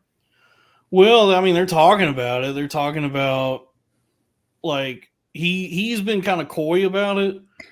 Could he live through another term? Yeah, I mean, that motherfucker's gonna live to be 120 years old. So, I mean, he might. The secret might be Diet Coke. That might actually be what's keeping all the blood pumping and keeping him so healthy and spry. Diet Coke and his mountain of Cheeseburgers. Yeah, Cheeseburger McDonald's Mountain. cheeseburgers. These are That's one mountain I would like to climb. That I would be happy to adventure is Cheeseburger Mountain. You'll see me lined up for that expedition at McDonald's. What's the fucking point of going to McDonald's now anyway, though? It's expensive as shit now. If the price of a Big Mac meal is like $15-$16, you'd be better off just going to like Chili's or some like sit down restaurant and getting like Honestly. a decent We don't have meal. any chili in Oregon. What y'all got? Y'all got a Red Robin? Got Red Robin, like Applebee's. Got Applebee's. What about Bubba's 33? We got Bubba's 33. Nope. What is that? That's a sit down place I've seen in some suburbs and like, you know, those like those places that are just chain restaurants, like those like the Alliance Town Center in Fort Worth, or like right outside of Fort Worth near the airport, where it's that whole town is just different chain restaurants. So it's like a Bubba's 33, Cheesecake Factory, a Red Robin. We got Cheesecake Factory. Autumn, do you be hitting up the Dollaritas? Yeah. I'm supposed. Yeah. Oh, that's right, Autumn. I'm supposed to take you to Cheesecake once I wash all the shit. I have. I am actually trying not to drink much anymore. I did get really drunk last night in fall. Really? Yeah. Autumn fall? I did. I hit my head. Luckily, my bangs are covering the big goose egg I got. Yeah. Did he hurt you? You tell me, all right? All right. I was asking for it. All right. You said you fell. That's every woman's story. I fell. That's why you turned the camera into a off. doorknob. Mm-hmm. No, I would never hit. I blacked out. Hard. I got scraped up too, but how the fuck? Like what? Like, how drunk do you have to get to fall? I have no idea. Fall like Peter Griffin? I guess I blacked out because I don't remember falling. I just woke up and was like, "Why the fuck does my head hurt so bad?" Damn. That's one of the reasons I had to quit drinking. Yeah, I need to just not drink, I think. I used to get blackout like that. I'd just be falling down, waking up with injuries. Yeah. I had too many Dollaritas. Did you hit up the Dollaritas? Is that what happened? No, I should have though. No, I just was at a bar with a friend. I gotta admit the worst thing I ever did is I had a like $17 tab or something like that. 15 fucking Pabst Blue Ribbons from Applebee's. Whoa! They were $1. I had 15. I stayed there so long. Dude, I swear to God, true story. 15 I did something similar one night. I went to Andy's there in Denton. Yeah. Where they would I forget what day of the week it was, but they would have dollar wells. Yo, shit. Dude, I went there one night and I was just by myself and I drank 18 That's so irresponsible. Dude, I drank 18 shots of tequila. Oh my God. And then just walked home. Was that when you were living with me? Yeah, that was when I had the that boot on my foot. When you said it sounded like I had a Twinkie. You're the one, your Twinkie foot. The Twinkie foot, yeah. It's like I was walking around with a Twinkie wrapper crinkling around in my foot. I was wearing that boot, and and they for whatever reason they kept serving me 18 shots. 18 shots of tequila. Because it was 8, dude. Altogether, it was 8. Even with a tip, I got out of there for under $30. Holy and shit. But you know what? I didn't black out, which is weird. Like I drank that much, and still, I remember walking home. Like I remember like leaving the bar and yeah, you probably came home. Oh, go ahead. I'm sorry. Well, no, yeah, because at that time I had somehow I developed like a hairline fracture in my foot, and that's why I was wearing that boot. And so I do remember like walking out of the bar and just feeling so so much despair because I was like, "Fuck, dude, I gotta walk like 2 miles with this." You couldn't have called me to pick you up. I didn't call you, no, because I think I had already exhausted so much of that goodwill. I didn't want to pester you about coming to get me. Because Damn, man. I had done that. I had done that to you a few times. I always felt bad about it. Like the times I was like, Kevin, I have no options. I'm stuck where I'm stuck. And please, can you come get me? Yeah, I was always worried. Like, worried, but I was always like, I wondered how you got stuck somewhere. Well, I mean, this is another humiliating. I'm glad you didn't drink and drive. That's no, this is another humiliating life moment that maybe I shouldn't share, but I will. There was that remember we had gone to that bar in Argyle, that town like 30 minutes outside of Denton. It's in Aubrey. Aubrey, that's it. Yeah, in Aubrey. And we went there to do a stand-up show, and I had a decent set. Oh yeah, it was a good show. And there was this really pretty like Filipino girl there with braces, and she was like maybe 22, 23. I forget how old she was, but she was really pretty. All right, can I preface this real quick? Sure. That was such a good show. They thought you were a fucking celebrity there. Yes, it was a really good show. And then after they treated Dalton like he was a fucking like Louis C.K., you know? Yeah, wow. and I had a really good set. And so after my set, this beautiful wanted to hang out with him and shit, you know. This beautiful Filipino lady was like being sweet on me, and we ended up kissing at the bar, and she said I want to see you again, and she said meet me at this same bar like this day. So like I was like, you bet, you get you got it. Whatever I said to her. And I didn't get her number, figure out it. I don't even know if I got her name, but we had made plans. I'm gonna meet her at this bar again some other day. And so then that day rolls around, and I put some mousse in my hair, some pomade. I remember combing my hair, picking out my best Charlie Sheen and 2.5 Men shirt. My my best button up shirt. And I knew I didn't want to drink and drive. I didn't want to put myself in that position. So I took an Uber to get there. And I get there. And I was, and so I get there, and I'm there for like maybe an hour, and then realize, she ain't coming. I was just like, just this sad, lonely, pathetic guy. And it was like a country roadhouse bar. Yeah.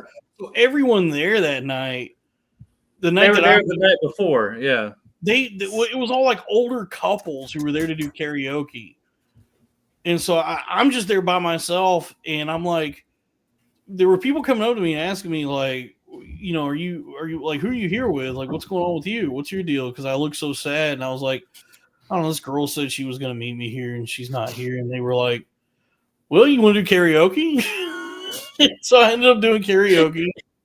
That's rad. And then at one point, this one guy was like, some like older guy said, you need to go ask that woman right over there if you could buy her a drink. And I went over to a woman who was probably in her 50s. No, God. She was like, it was like, I wasn't even attracted. I was not even interested in doing this, but I was like, well, I got to try and make something out of this night. So maybe I could have sex with this 55-year-old woman. And I said, can I buy, ma'am, howdy, ma'am, can I buy you a drink? And she said, well, I'm married. And I said, I'm so sorry. I don't know what I'm doing here. And so then I went on my phone to see if I can get an Uber back, and it was completely dead. There was nobody that was going to come out there. There was nothing available. And this is probably a half-hour drive from where we lived at the time, which was, how many miles was that? It was probably like 40 miles? No, it wasn't that. It was too far. I mean, it was too far to 25, try. it's probably 25 miles or It so. was probably like 20. It's too far to try to walk back. That's for sure. Nah, you weren't walking. And so, yeah, But so they didn't. But you got there in an Uber and you couldn't Uber back. I couldn't Uber because the town I was Ubering from was more densely populated. So there was just more. There were cars actually in Denton. Yeah.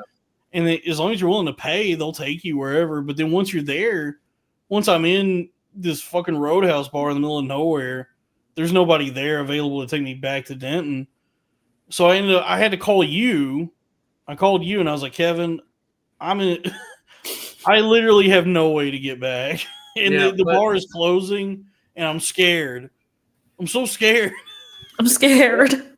The funniest thing is that because from the night before, there were like because the stand-up show, and you like killed it and everything, and then like had like friends or fans or whatever. It's not real fans, whatever it's called.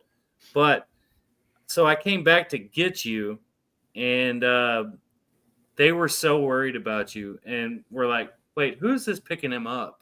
It's like, dude, I'm his fucking roommate, you know, shit. Like they were worried about who was coming to get you. Yeah, Like, and those people cared about you there, man. For that short period of time, you had a good community of good fellowship. With They were those looking out for me. They cared about my. They want to make sure I was safe. They love that old stand-up comedian from Denton, Texas. Yeah, and I think I did pretty good at karaoke too. So they were happy. Yeah, you killed it. Yeah, they were like, Alton always kills it. Yeah, so I guess like I endeared myself to them a couple ways, and they were, Yeah. they didn't want old Dalton to get hurt. Nah, yeah. So yeah, you came to pick me up that night, and then there was that other night when I ended up not even going back with you because what ended up happening is You went back again? No. There was because like there was a couple times I like called you. I need you to bail me out of a situation. Like I need you to come pick me up, and I was like putting you in a really. I was like inconveniencing you a lot. Because there was that other night at May Lee's apartment. Oh shit! That woman's crazy, man. She was nuts, but and because like she invited me over, and I got like shit hammered drunk with her, and I felt like, oh shit, she doesn't want to actually have sex with me. So then I called you and your girlfriend at the time came to pick me up. But then in the time between when I called you and you guys got there, it felt like, oh, she does actually want to have sex. And so then when y'all got there, I said, hey guys, thanks for coming. I actually don't need to go anywhere right now because I think that did piss me off, actually. I think I'm going to seal the deal. And then you guys were fucking furious about that. And y'all left. And then we did end up going to bed together, but it turns out she did not want to actually hook up. She had a boyfriend, man. Yeah, we were smooching. You might as well have. She was already cheating. We were starting to fool around, but then she stopped it before any penetration could happen to tell me that she about her boyfriend that I had not known about up until that point. She had kept that from me right up until the moment of insertion, and she blocked me right there, right at the goal line, right at the 1 yard line. So so I ended up just going to sleep, and then I woke up really angry, and then I walked home. But so I guess you walked home from there. I walked home from that. Yeah. No shit. That was a pretty far walk. Yeah, but it's like sober in the daylight, it wasn't that bad. I just like that night, I was like, "Fuck, dude, I need Kevin to come get me." And then I said, "No, actually, Kevin, I'm gonna have sex with this Chinese lady." But then she didn't want to have sex, and it turns out she was Taiwanese or something. Oh hell, she wasn't even Chinese. No, she was Taiwanese, but her dad owned a Chinese buffet in Wichita Falls. Oh yeah, yeah. I'll be right back. Wait a second. All right. So I guess all that is the reason why I didn't ask Kevin to come get me the night I drank 18 shots of tequila and walked home on a bum Makes foot. sense. Yep. Well, Autumn, how you doing? How have you been? Fine. That's good. I don't have anything exciting going on. I just work. You just work. Just work and come home. Do you think I'm pretty? You're a very pretty girl. Thank you. Likewise. Thank you. Damn. So you How what? have you been? I've been okay. Like I said, I've been trying to exercise more. I've been trying. I got to get the weight off. And so there was a couple nights there I slipped. You know, I sent you a picture because was it last time I had some brownies. A couple Yeah, nights. it looked good. I wanted The to see brownies them were one day. excellent. I bought a box of the Ghirardelli Ultimate Chocolate Brownie Mix. It was the expensive one. Mhm. Or it was cost more than the Duncan Hines or the Betty Crocker. It was the most costly box of brownie mix. But it was that extra, you know, you could taste the money. Yeah. Spending that extra dollar really was worth it because those were delicious brownies. But I can't be eating shit like it because I had those, and then like the night before that, I made some Rice Krispie treats. I got some. Oh, I love Rice Krispie treats. They got they got to be homemade. I've never Yeah. experienced such disparity as the disparity between homemade Rice Krispie treats and store bought. Like the ones that come in the foil wrapper with the snap, crackle, and pop Oh, on they them, taste odd. they're disgusting. They taste like chemicals. Yeah, it's so weird. Those like if that's your like reference for Rice Krispie treats, it's like no, you have no idea how good these No, can actually homemade be. ones. And then like my grandma used to make them with like chocolate or like peanut butter on top. Oh, that sounds good. It's very good. Yeah, You know, my so mom used to make them with kicks.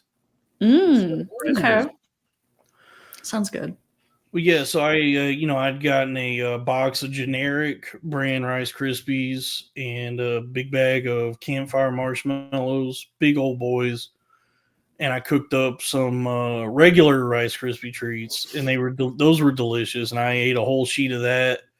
And then the next day, I cooked the Ghirardelli brownies, and I said, "What am I doing?"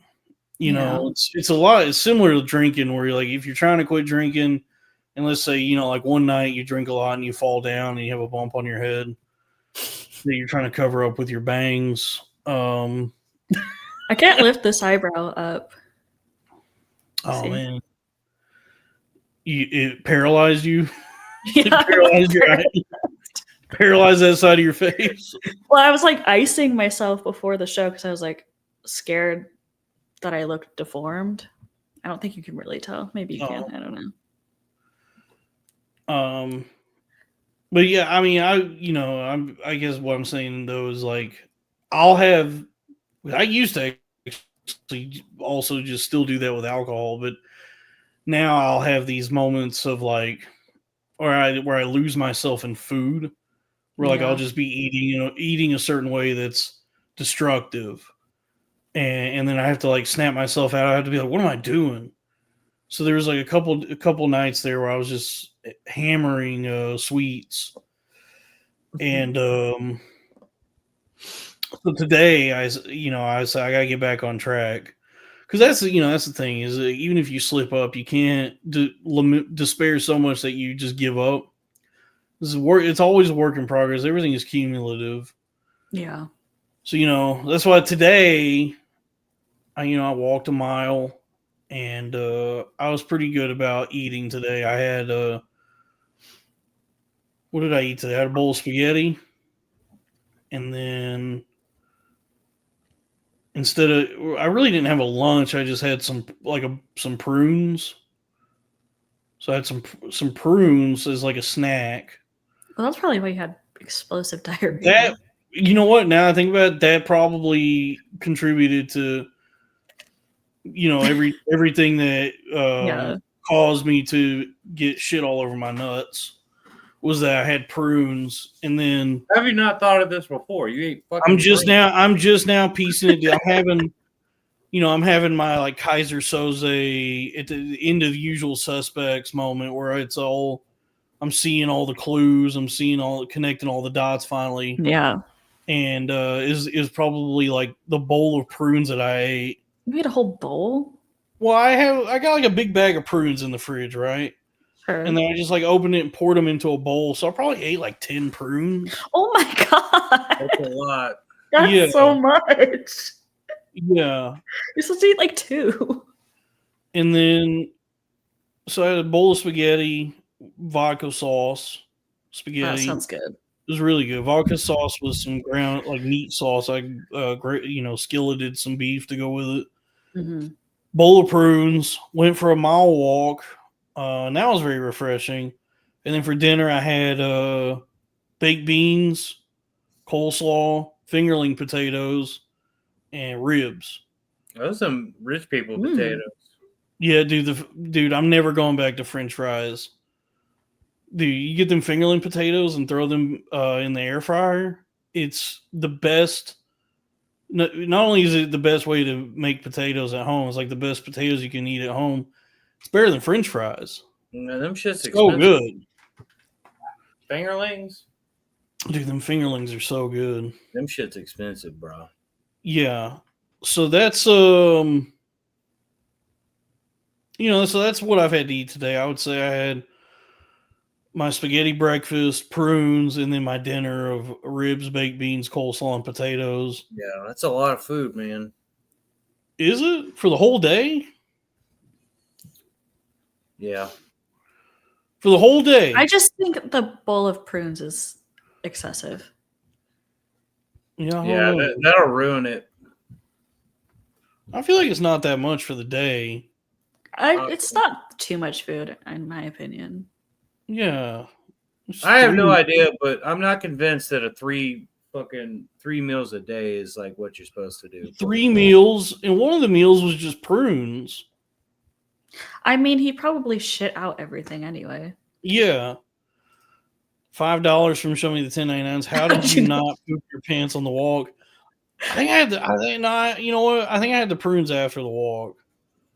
So I had spaghetti, and then like a couple hours later, I went on a walk, and then I had a bowl of prunes, and then I took a nap, and then I had dinner, and then I had to, and then I think, and also the hot sauce probably contributed. And then I had to take a big dump, and it ended up being a disastrous, catastrophic dump. Then I had to take a shower. But I will say, that's all this to say is that's what I haven't eaten any brownies or Rice Krispie treats. I've been disciplined, I've at least made the attempt to be mindful, and I exercised. Good.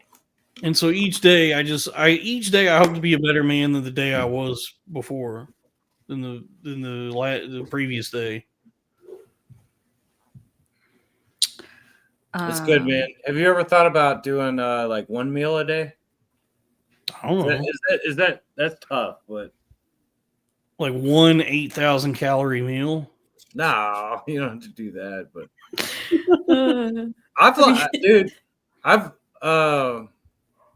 I've lost a little bit of weight doing that. Like I eat one meal a day, and I have my one meal, but I still eat like a pig, and then I lost weight. But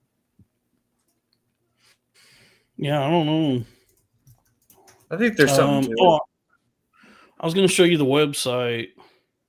Autumn, you've seen the website. I have, yeah. Kevin, you haven't even seen the website, which tells me I got it right here. You haven't even ordered a shirt. Here, I got it right here. Billionaire Why do I want a Podcast shirt? Network, bpnmart.com. Why wouldn't you want a shirt, Kevin? These are 100% cotton, full color designs. I want a corn-fed shirt. I'm working on one. We got to sell these first. All right. And why I know the sell because it the black tea. All right. We printed these and they're already printed. They were already printed, and then Craig said, "I gotta I want to be rich and famous, and I can't be associated with you, rabble, anymore. As I continue to climb the ladder, so I can't be a part of this operation. If Yeah. if I'm gonna go audition for Fish Tank or whatever the fuck he's doing. So he just abruptly quit in the like as after we'd already printed everything, and as he and I were collaborating on everything together, just out of nowhere he quits the show, and also tried to keep the YouTube, like not even give us the YouTube channel. Whatever. But you sold a lot of shirts, huh? We've sold quite a bit of merchandise, yes, but we're still selling it. Look at this in the black tees. We're out of stock of XL and 3X, but we got small, medium, large, and 2X in the black t-shirts. And these are 100% cotton, full color designs that feature the Crowder Boys. That's myself, All right. Robbie Goodwin, and formerly Crack Amico, who's on to bigger and better things. I mean, did you see he got a shout out on the Joe Rogan Experience by? I did not. By Jay who? Okerson? Big Yeah. J shouted him out. Big J told Joe Rogan about Crack Amico, and Crack is over the moon that his name has been spoken in the Joe Rogan studios. Well, he's been getting big shout outs. Like, yeah, so I mean, good for him. He cut the dead weight, and now he can soar to the heavens. Now that he's no longer shackled or anchored by, us riffraff. yeah, I don't want to really say anything bad about him or anything like that, but I mean, I do. I'm just trying. I'm trying not to. I'm trying to not say anything bad about. I mean, I do want to say bad things about him. Buy the shirt, but you know what? What I'm saying though, ultimately, is that because of the events as they've unfolded as they have, because of what's happened, these are the only designs like these are the only merch like this that's ever going to exist. We're not going to be making these again, so you're going to want to get it while you can. Because look at this, the keychains already sold out. Those will never exist again. We still got shirts and stickers, so order yours today. bpnmart.com. Well, I would say that Dave has got the fucking corn-fed channel popping pretty good. Hello? Yeah, Dave has been very working, boy. and Dave has been very industrious about coming on and helping me build that channel, build this channel and the whole operation. Yeah, it's going good. The corn-fed channel is growing, man. The corn-fed channel is growing. I'm very grateful for Dave. He has been very helpful, and he's reliable. He reaches out to people to book guests. He's a good creative and business partner. He'd be scared. If only Sal would have done that shit. Sal, I couldn't even. I even when like Sal is here, I struggle to get him involved. I struggle to actually get him to participate. Right, but I would say, I'd say the first year of the show, he was so funny on it, and they just Sal is incredibly funny. He is like, very charming and has a bright, sparkling personality, and he's like the raw, high octane funny, but he's not reliable, and he's also like. Even when he's here, he's not that engaged. Like, dude, he'll just like dip out and just be looking down at his phone or watching a football game while he's here. And I go, yeah. I mean, yeah, people love you, man. You say a lot of funny things, but I do need you to actually be involved with the show as we're doing it. Yeah. That gets especially the show that like people. There's an audience for and that people pay for. I'm like, damn, man, you can't even, give me like an hour or two. Well, he did stop eating on the show. That was pissing Dalton off. He's eating. He's looking at his phone. He's watching football, and I'm like, either we're doing a show or we're not. I don't know, like what you think is happening. I would. What baffles me. What drives me nuts is how difficult it is to build anything like this. Like, dude, the amount of fucking people who just toil away in the content mines for years. You know, who be trying to like do a podcast or build a YouTube channel, who, you know, after years will never get anywhere. They have like, you know, maybe 30 people tune in to watch the show, and they're not making any money. To have a chance, I'm very grateful to have all of this, where people tune in. There's money to be made. There's money being made. Yeah. I wish. I've always. Go ahead. I'm sorry, but I've always. Go ahead. No, I just wish that somebody like as much. I love Sal. I think he's very fine. I wish he could appreciate that. I wish he like understood how difficult it is to build anything like this, and like that he would just be a part of it. It is frustrating that he doesn't seem to like understand that or like really appreciate it. Like, all right, man. I mean, yeah, you know, I get that it's not generating for us any like fame or fortune right now, but there is a very real possibility that if you stay involved with this and keep at it, you won't need a shitty day job for the rest of your life. But you know, it's hard. I've always noticed. It's just, what? I've always noticed with like the funniest people that I know will do none of the fucking legwork. Like they will not. No. It's a nonstop. Yeah, dude, you're one of the funniest people I fucking know. It's like, I don't know, but I'm doing something else. Dude, you could have an empire. You could have it, man. You could have. I didn't realize how much of my adult life is just gonna continue being like high school group projects where there's always like somebody who's just not contributing fucking at all that we need for this to work. And it's like, I'll be the one that gets us an A. Don't even fucking worry about it. I'll be the one that gets us an A on this. No, don't get up. Don't worry about it. I'll take care of it. Yeah. It's just insane because it's always like the best ones that won't fucking do it. That was the same way. Like, do you remember?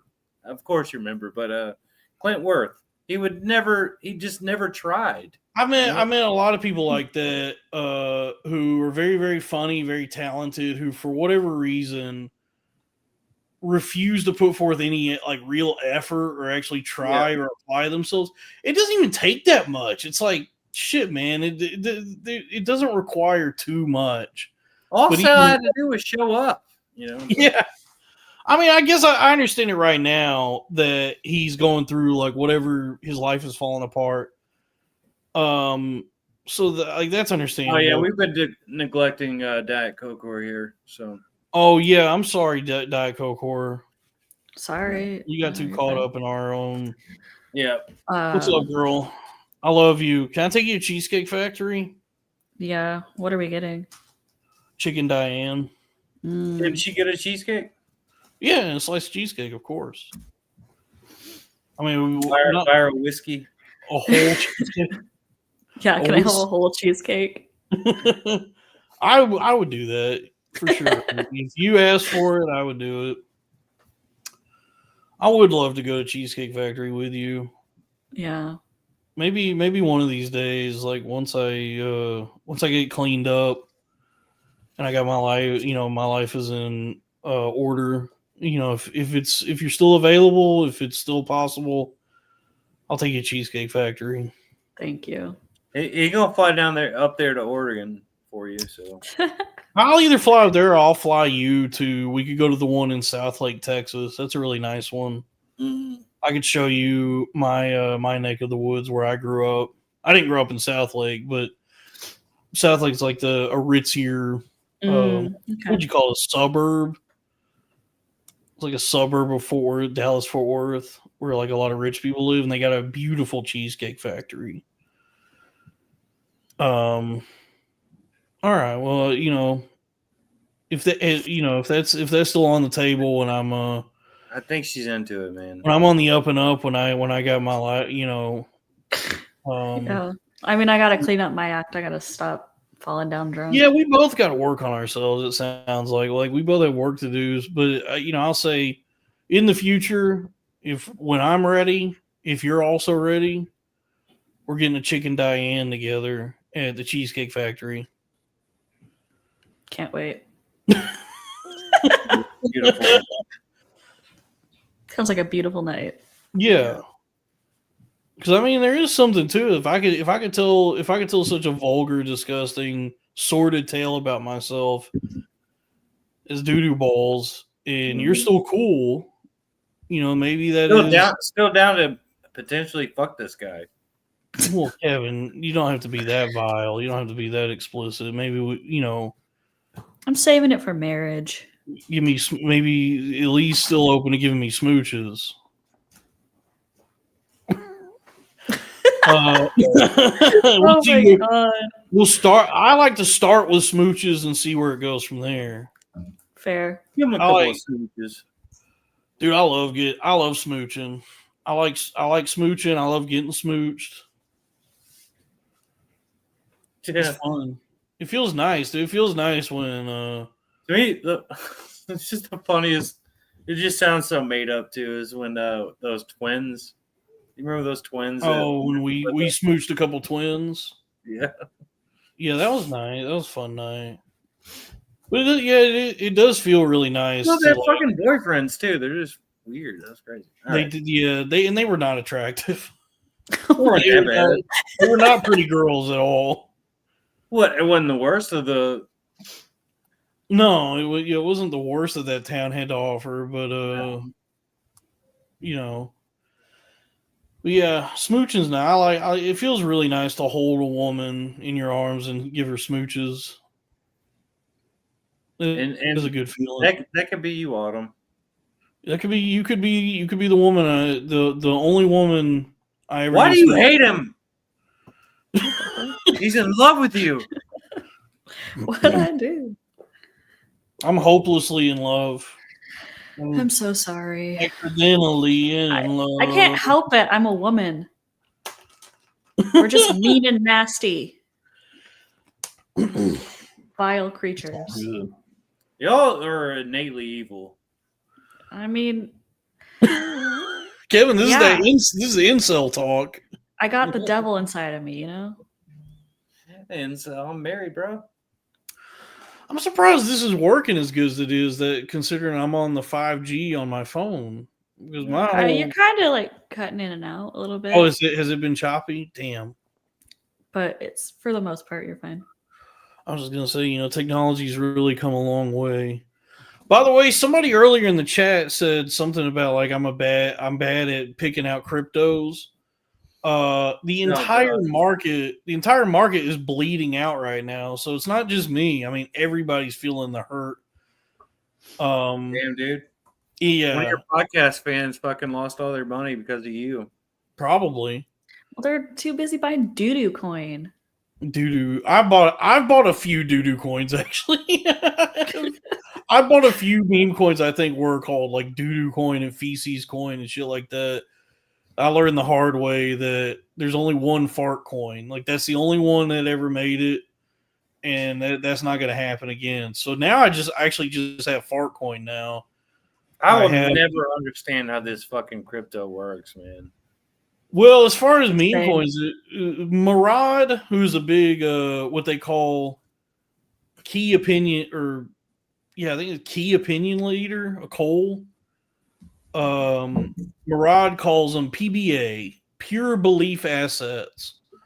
So you just if you get enough people together to buy a meme coin and actually hold it, the belief in it will create the value for it, and eventually it'll reach like a market cap where just through pure belief it becomes like a legitimate asset, which kind of has already happened with Fartcoin and SPX 6900, and there's like a few that are well over like, because I guess like the big threshold is to get to a penny. Like, is it trading at 1 cent or whatever? And then Fartcoin and SPX 6900 eventually they were trading at over $1 at one point, which is nuts. But even after all the dips and the market's dumping, all these are still holding at around. The last I checked, Fartcoin was trading like 25 cents. Which I bought it at 40. But but I mean, it works the same way as stocks, right? Similar, yeah. Stocks So is I, just I still don't even. I don't even fucking understand stocks. Like I don't stocks understand. is stocks is it's all made up. It's all stupid. All right, but tell me, like you put money into a company and or whatever, right? So they use your money to build the company and they pay you out of that, or what? Like, is that how that works? No, no, not really. You would think, you would hope, but no. The stock market is kind of disconnected from the actual, like the actual fundamentals or any of the work the company's actually doing. The stock market is kind of an abstraction of any sort of real production or work that's being done. But I guess it is like if a company, because so much of it is driven by sentiment. So if you have a company that's doing stuff that people like and producing and generating capital and making profits, then that will in turn um, cause the price of the stock to go up. But it also, because so much is driven on by sentiment and speculation. There's so many other factors. There's so many other things that could cause the price of a stock to go up that it's not necessarily anything the company is doing. Even it's just like manipulation by different hedge funds and institutions, or what? Who knows? You know, it's like so many different things. That's why like stock guys will do this like there's like a astrology for dudes that exists called technical analysis, where stock guys will like look at a chart, like the year-long chart on a stock up till now, and they'll look at like the way they determine or try to figure out which way a stock is going to move is the patterns that are being made with how this chart is moving. So as it goes up and down, there's all these different patterns. They have like constellations, like astrology, where they go, oh, this is a cup and handle, or this is a broken butterfly, or whatever. And based on these patterns, that they'll try and like predict the future of this stock, and that's how they determine like their investments. So it's, I mean, it's all stupid. It's all made up. I guess there are like some ways to predict with some accuracy, but you know, it is you know, it's always going to be part of it is gambling, you know. So like you know, with crypto, who knows? I've made a lot of money really fast on some cryptos, and then others I've gotten rugged. Others are stable, and I'm waiting for them to go up. But today, the entire market took a big shit and splashed doo doo water on all of our nuts that are invested in crypto. Everyone in crypto right now got doo doo balls because for something happened where the entire market is dumping. But I've gotten smarter about investing where all the stuff I'm in on, even though it all dipped at the same time as everybody else, it's all still holding up pretty good. So I'm looking at it going, all right, well, if and when there's a bounce back, my shit will bounce back. I hope. Yeah. I hope. I do need, I got to make money. I got to figure out money. Yep. I'm We scared. all do, bro. I'm fucking scared, man. Why are you so terrified? Just the future, everything right now is so scary. Yeah, it'd be scary to Autumn, are you scared? Yeah. I'm feeling uneasy about the world. I'm terrified too. But hold on, mortgage? Let me check something. Give me 1 second. What I get scared about it. I got a mortgage and car payments and Yeah. Oh, this is big. Hold on. Wait a second.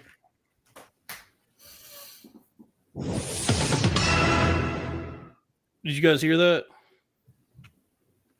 Let me do it one more time. Or here we breaking news.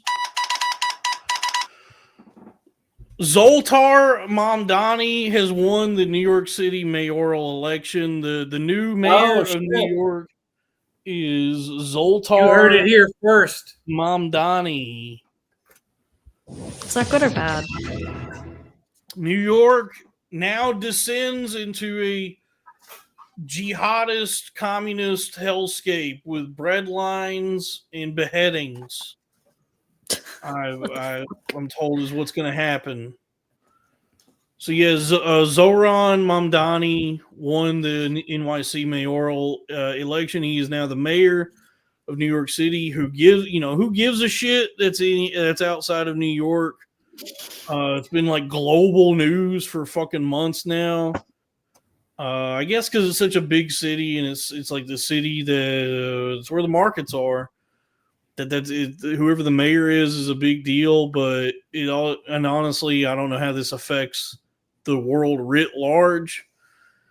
I guess it is kind of a big deal. The fact that the mayor of New York now is Muslim and I guess socialist or something. Whoa. He's a Muslim socialist. So bye bye America. It was, the American experiment was good while it lasted, but now New York City is being led by a Muslim socialist. The fact that this happened portends doom for the rest of the country. Oh no. Is what this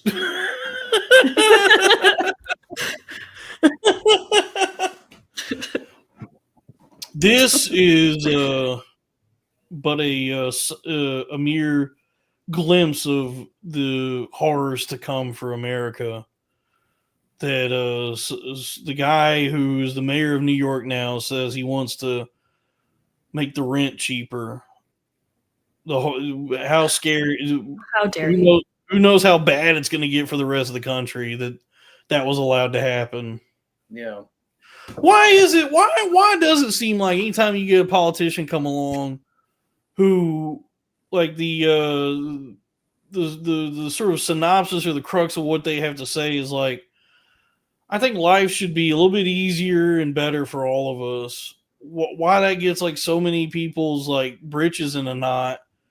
Why that gets them so flustered where they go, well, this is clearly the great Satan that is socialism, and we cannot allow this to happen because they did that shit with Bernie. Like Bernie's whole thing was like, yeah, everything's too expensive, and there's no it's reason like they don't want the taxes raised. I don't know what's going. I don't know what. But it's like, why do you care? Like, do you know what your taxes are going towards anyway?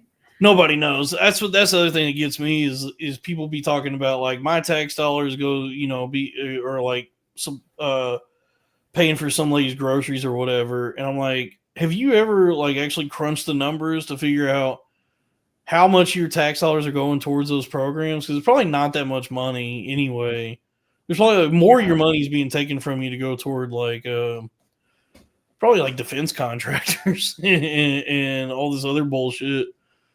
But the what taxes are supposed to be used for, like the reason we have them is to help each other.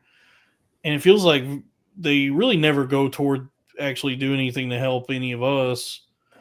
Yeah. And so whenever somebody comes along who's like, yeah, I think taxes should actually go towards helping all of us, they go, no, we can't do that. That's actually like you don't want kids to eat, like they don't want free lunch at school. It's like that's kind of retarded. I mean, lunch should be free. I can't believe they make kids should be able to fucking eat. I can't believe I was paying for that shit every day. I was handing over fucking $2-3 every day for just dog shit slop that was not, it wasn't providing me any nutrition at all. It was a square piece of pizza, tater tots, and a carton of chocolate milk.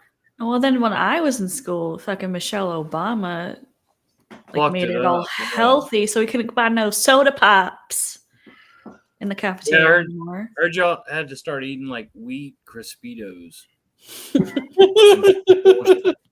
Wheat Crispitos. What the fuck is wheat Crispitos? Wheat Crispito, yeah. They started making them out of wheat, bro. What the fuck? They started offering us fucking spinach wraps with sloppy Joe mix in them. No, for real.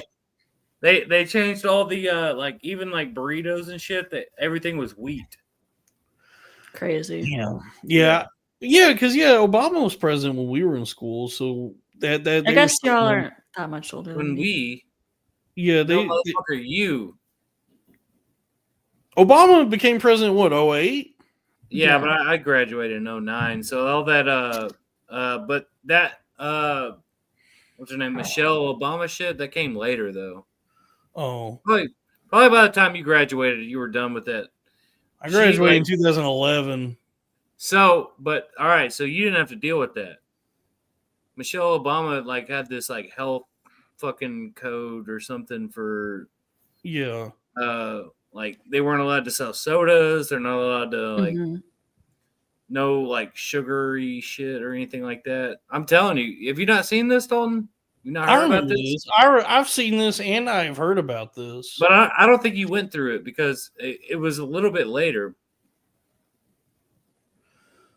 Yeah, no, I just remember like all the people that were mad about it on Fox News. I mean, it's for real. Like my brother was telling me, because when I was in high school, there was like a vending machine, so you could buy sodas, and then you would go through the main line, which was the square pizza, and then there was like a secondary, like auxiliary lunch line if you had like extra money, where you could buy the Crispitos and slush puppies or whatever fucking other bullshit they were selling. I can't remember. I'm just saying. What I was saying though is, to Autumn's point, that they're serving like completely like unnutritious, absolute dog shit. Like, probably like not even what they would serve to prisoners. It's probably like a human rights violation to even make prisoners eat that shit. And they were charging us for it. Like, you had to pay for it every day. That you shouldn't, like, if you're forced. School is such a carceral system already. It's like you're forced to fucking go there. Yeah, all the food and everything should be free for all the kids. Yeah, I mean, it's a crime if I don't go to school. It's a crime if I don't go, and then you're gonna then you're gonna make me pay for force food. me to go, and I don't get to eat unless I can pay for the dog shit lunch. Mm-hmm. So maybe we do need something as radical as Zoran to come through and help us get free square pizzas. In Zoran's America, everybody gets a square pizza for free. Made with government cheese. Government cheese. I mean, I do attest. I don't know like what government cheese is, but I have been vocal about this. I've attested before, and I'll always sing the praises of American cheese as being the best cheese for melting. If you need to melt a cheese onto something, you know, American cheese, that's the best cheese for a cheeseburger. I know everybody knows everybody thinks American cheese like, oh, it's a really shitty cheese. It's not a good cheese on its own. It's not good cold or just as it is. But once you get that burger cooking with some onions and you melt that cheese on it. No, you're talking about a Kraft single. A Kraft single American cheese, yeah.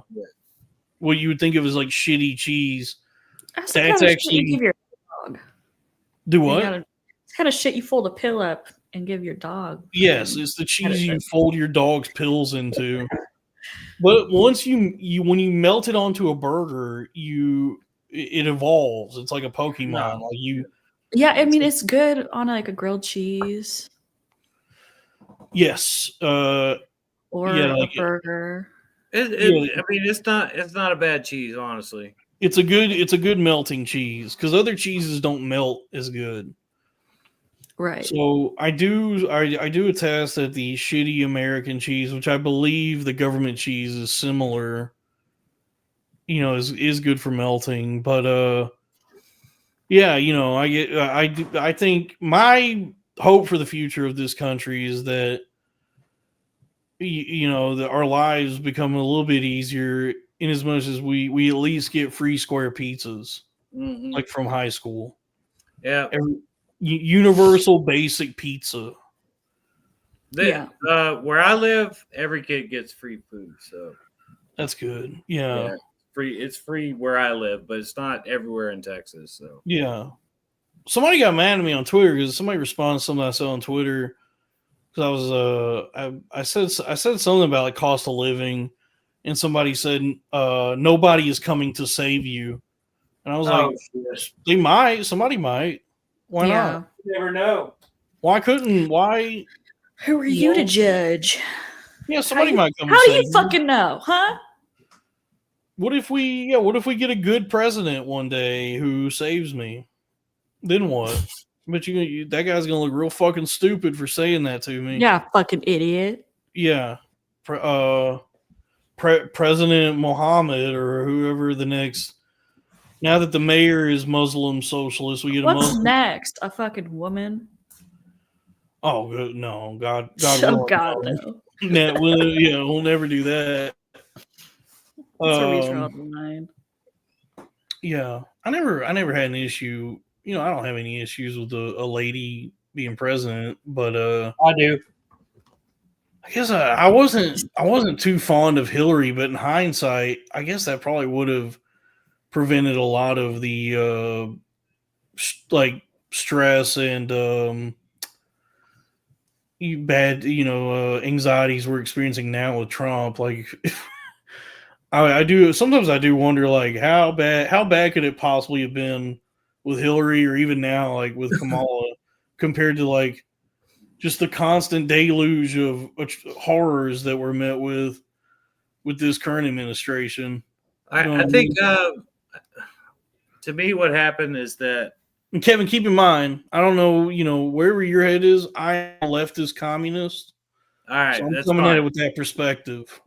But Trump's first term, the economy was doing a lot better, and then Biden came in and it got brother, it tanked, and then Trump came in to try to fix it, and everything just got worse. But doesn't the president inherit the work that the president before them had done? So, like, if Trump is when people say like he could have caused it, I'm not sure, but I mean it's so much worse than when. I mean, everything's bad now. So, because I mean, you think about it, it's like, okay, if Trump's first term the economy was doing great, so all that was set up probably was set up by Obama.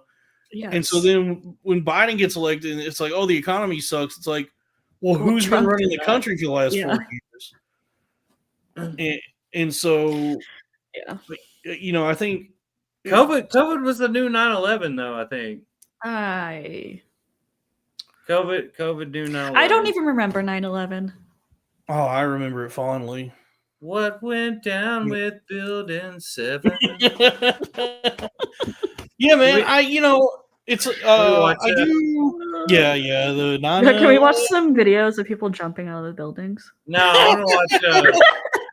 You want to? Yeah, we'll wrap up with. Why don't we wrap up with some videos of people jumping out? Can you? Of just the guys, stop being mean to me in the chat. What are they saying? I'm not looking at chat. Kevin has a face only Rupert Murdoch could love. Damn, Kevin, you got Fox News face. I look like Charlie Kirk. Oh shit! Hold on, I gotta figure out. We should probably wrap up soon. Please don't be mean to me. The chat is just upset that you have a boyfriend. I don't have a boyfriend. They're upset that you betrayed me. Who the fuck's been in your house then, bitch? You broke my ex-boyfriend. That's even weirder. He's moving out. Okay. You're supposed to be loyal to Dalton. I tried. He told me he's not ready. I cleaned my nuts for you. Shit, I gotta figure out how to plug in my phone because who is Trey Lewis? It's almost dead, and it's where my internet is coming from. Who is Trey Lewis? I don't know. Something look like Trey Lewis. No one's being mean to you, Autumn. I was just a singer. I look like this handsome fella. What I used to get, I guess before I started losing my hair and shit, people told me I look like Kevin Love, which is a basketball player. Here we go. Is that true, chat? I don't know. You look like who? Kevin Love, the basketball player. I don't know. Here, let's watch this real quick.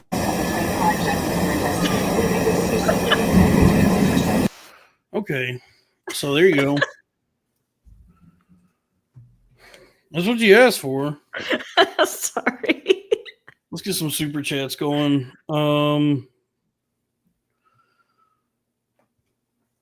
Yeah, man. So yeah, Zoran is the mayor of NYC. I mean, maybe it'll get more affordable there. Maybe we can all live in a commune, an arts community in New York City, and work on our crafts together. Are we not watching 9/11? We just did. You just did. Were you not paying attention? Yeah, we just No. did. You want to watch it again? Yeah, let's watch it again. Watch it one more time. All right. Here we go. Let me get it queued up. Here we go.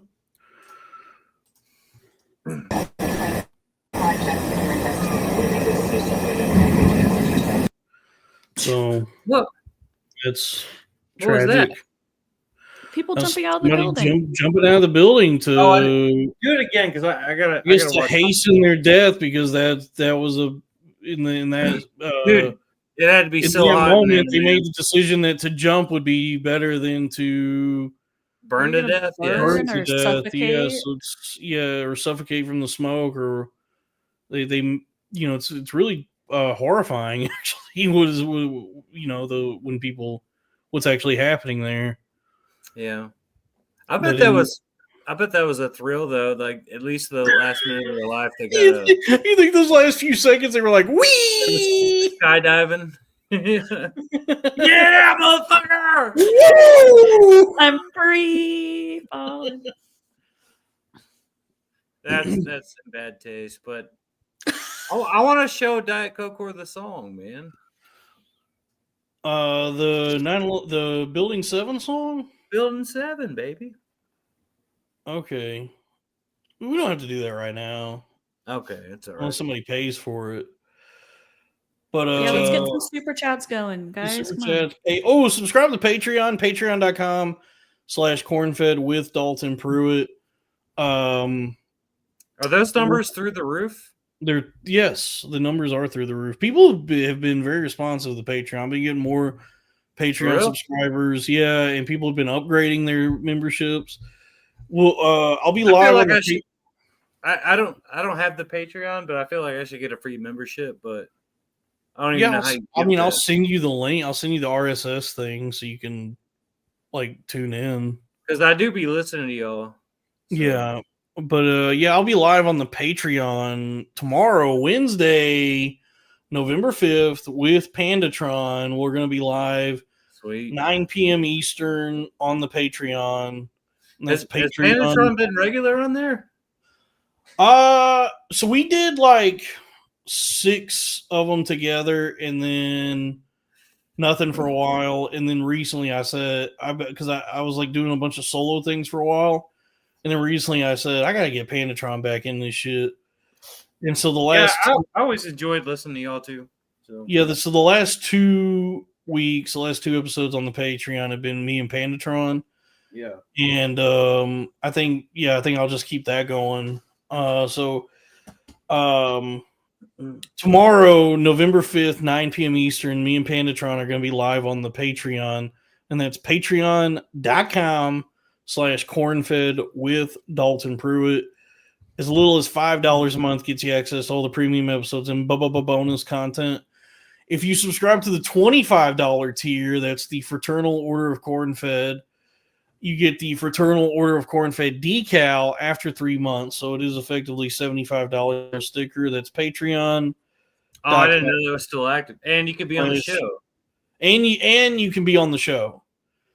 Patreon.com/cornfed with Dalton Pruitt. Now where were we? Skankfest is coming up. I'm not going. So that's that. You got beef with Lewis? No, I just don't want to go. I think, I probably could go if I wanted to at least hang out. I mean, there's people who, but I can't handle that environment still. Oh, for real? Yeah. I'm still on the road to recovery from everything that, all the shit that happened to me. Autumn, I don't know if you know about it, but, I have experienced. Your brain broke. Yeah, I've experienced such tragedy, such trauma, and a very harrowing. There was a very harrowing time in my life where I was on the edge, where I was on the precipice of either death or never coming back to this reality. But I am back now. But I guess I'm not like all the way back, like 100%. I guess still, like I'm still like kind of foggy most days, and yeah, I definitely don't. I don't feel like maybe I never will feel like the way I used to. You know what I mean? Yeah. Because it was, man, when you go through something like that, like when you have like an actual mental break, it takes like so much time to recover from it. And even as time goes on, as the years go by, it still just feels like, damn, dude, I still don't know if I'm like back to what I like what actually recovery looks like or feels like. I'm definitely doing a lot better than I was doing. Like when I was during the psychotic episode, I was completely gone, and then even afterward, it was probably like a year before I could really function in any meaningful way again. You know what I think made it worse is that it was so fucking documented. Like It was so public, dude. Yeah, I yeah, mean, it's like I deleted all those tweets. Like so much of it, I was posting, and publicly, everybody was able to keep up with it. but And that, I but that deleted shit, all of that. But that the shit people, happens to people though. That it does happen. Yeah, I mean, people. it happens to a lot, but you were already becoming a famous comedian at the time. Fuck, bro. I guess I do often wonder like what could have been, and wonder like because I definitely was like on the come up. It did feel Dude, like you were on Are You Garbage? I was Like, on a few. I made some appearances on a few like successful podcasts. like big ones. Yeah.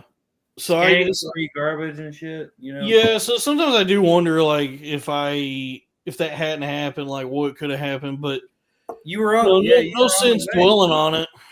Yeah, you can't dwell on it, but your brain broke, and then it was just, man, that sucked. It was so public.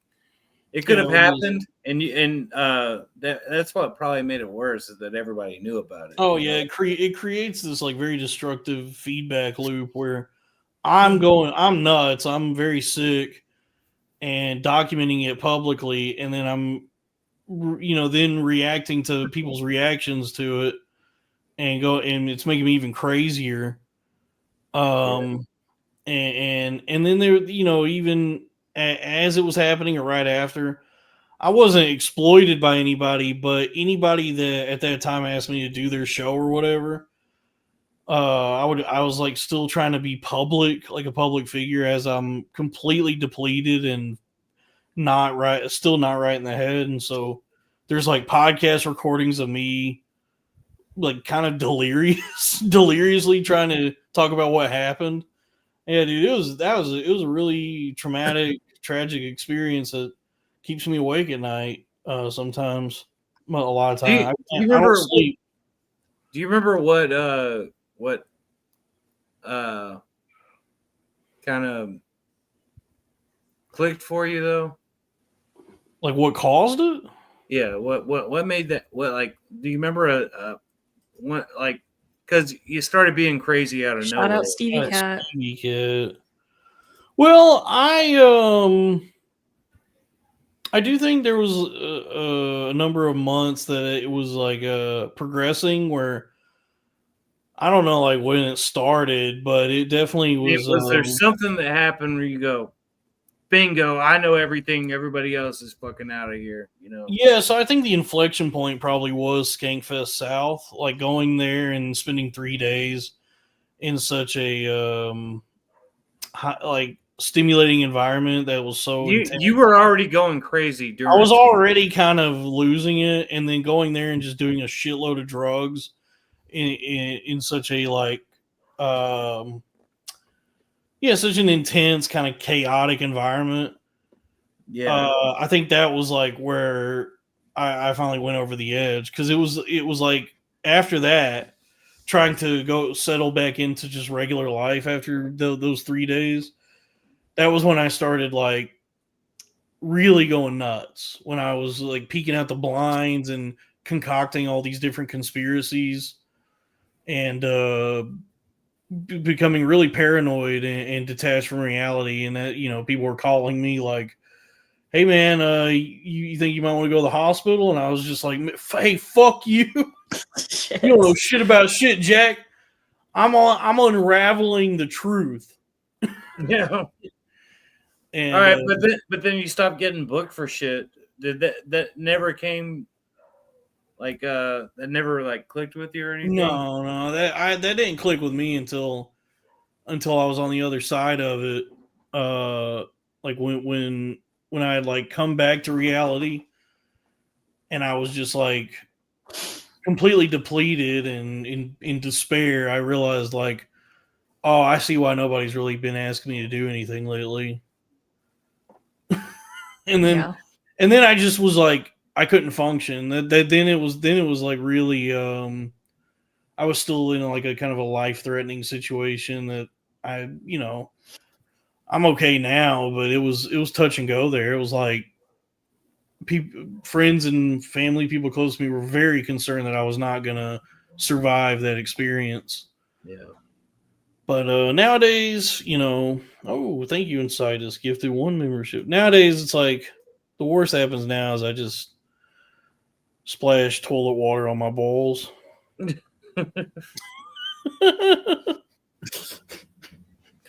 That's good. That's so this is how I know I've made some progress.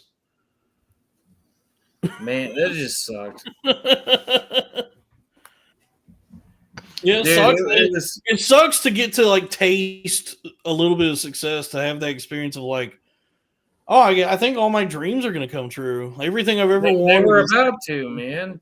Everything I've ever wanted is happening, and then it just I sabotage myself. But yeah, that's I don't think doing like acid and shit like that helps. No, I'm not touching that shit again. But I had, what about red vein kratom? What do you think of that?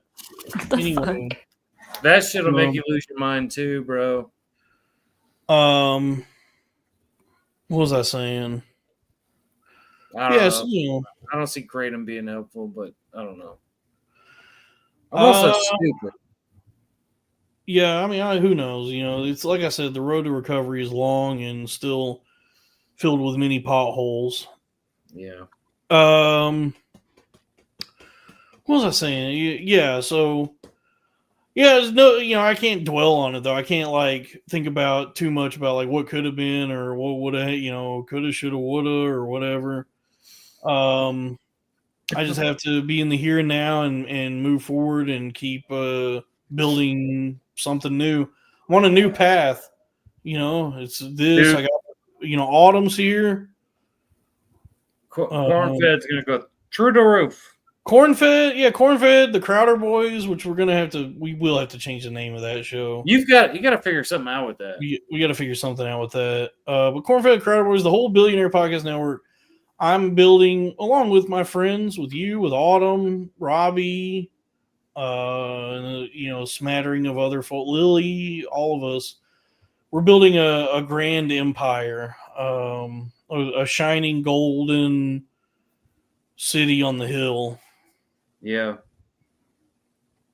I think honestly a third mic on Crowder Boys would help. Well, look, we reached out to Sal. Like, we've been talking to Sal, and I just don't, I don't know what's going on with him. Because when Crack quit Crowder Boys, he even said, just get Sal to do it. And we just were like, man, go fuck. Everybody just assumed Sal was going to be the next Crowder Boy. So. Yeah, but also, I mean, Sal is a good choice, but also, man, fuck you for doing this to us. Yeah, fuck him. But, I'm gonna beat his ass when I see him. I mean, you probably could do it easily. You probably wouldn't even. You probably wouldn't even break a sweat. Dylan. Isn't he like a bit of a manlet? Like he's kind of small. He's a fucking gay pussy. He's pretty tall. He's a pussy. He's a bitch. He's weak. Yeah, he's like 6 foot. I think he's short. I don't know. I guarantee I got me about a janitor and a drum full of ass whoop I'm going to get down there and pour on you. Yeah, absolutely. Now, I bet you Crack's at least 6 foot. Yeah. I feel like he's 5'8". Maybe. I don't know. It doesn't matter. He got beat up by Dylan. He did get beat up by Dylan. Yeah. I mean, whatever, you know, I would best of luck to him in his future endeavors. But also, you know, he sucks for doing what he did, the way he did it. But you know, all the best. Folks, buy a shirt, please. Subscribe to Patreon. I think, Autumn, how do you feel? About what? I don't know. In general, I feel fine. How do you feel? How's the She lost a bunch of weight. Oh yeah, Autumn, you're looking sexy. I feel like I've gained weight. Well, I've seen pictures where you were heavier, so. No, like the picture I posted yesterday. Like it's a fucking no. I'm just saying our fucking Twitter's public. It's not like I'm gonna be like, oh yeah. Autumn, you're looking trim. You're looking sexy. Thank you. You're looking very doable. Oh my god. Oh, stop. I hope I'm not being too forward, but if I may, miss, you're looking very doable. Dalton just has a way with words, you know. He sweeps them off their feet. It's that gift of gab they talk about. Oh yeah. Dude, I did an interview recently, by the way, for like a sales job, which they say you need the gift of gab for. I had to be Indian. Or just Indian. Or you just be Indian. But it was like, it was an interview that they said just complete it in your own time as long as you do it by November 3rd.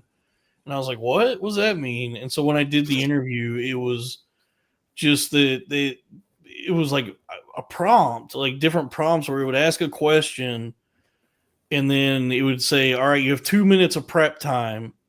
And there would be a clock that's counting down. And then when it got done counting down, it would say, all right, go, recording now. And then I would have like 3 minutes to record my response. You had to self-tape for I had an to, interview? I had to do a self-tape, yeah. The shit that fucking like aspiring actors have to do, but for a fucking $45,000 a year plus commission sales job. Wow. Uncapped. OTE 70,000, but commissions are uncapped. So on track earnings, you're looking at about $70,000 a year. But if you're a superstar, super player, super salesman, you can make unlimited money. No, you're good, Autumn. I know we've really put you through the ringer on this. I mean, we're almost at 3 hours. Oh, I'm just sleepy. All right. Listen to a little Enya. In Word. What's Enya? Yeah, we you know what? Let's wrap up with a little Enya. What is Enya? In your ass. In your damn ass. I was doing a parody earlier. You know Ronnie Millsap? Oh yeah. Kevin, why do you keep getting up? Where are you going? Beer. Sorry, I'm here. Oh. Ronnie Millsap, yeah. I was listening to Ronnie Millsap earlier. Blind. Yeah, and then I was just all day I've been singing to myself, there's a stranger in my ass. Yeah. Having gay sex in my ass. There's a stranger in my ass. So I've just been doing that all day. Beautiful. I used to have a Ronnie Millsap 8-track. 8-track? Nice. Damn, how old are you? Well, it was like an antique when I had it, but little 8-track player, and my friend's grandpa had them, and we would just play them. They were fun. There's a stranger in Dude, my 8-tracks go hard though, man. Motherfuckers work. Better, dude. They were better than CDs. CDs got 8-tracks fucking and smashed. Betamaxes and Tapes suck because they would always fuck up, but 8-tracks always worked, man. Well, let's we'll wind down the show with a little Enya. This probably will just get the stream pulled anyway. But you know, he super chatted, so here's Enya. Well, at least it's getting pulled at the end. Yeah. Will they really demonetize it? Yeah. They just get copyright strike.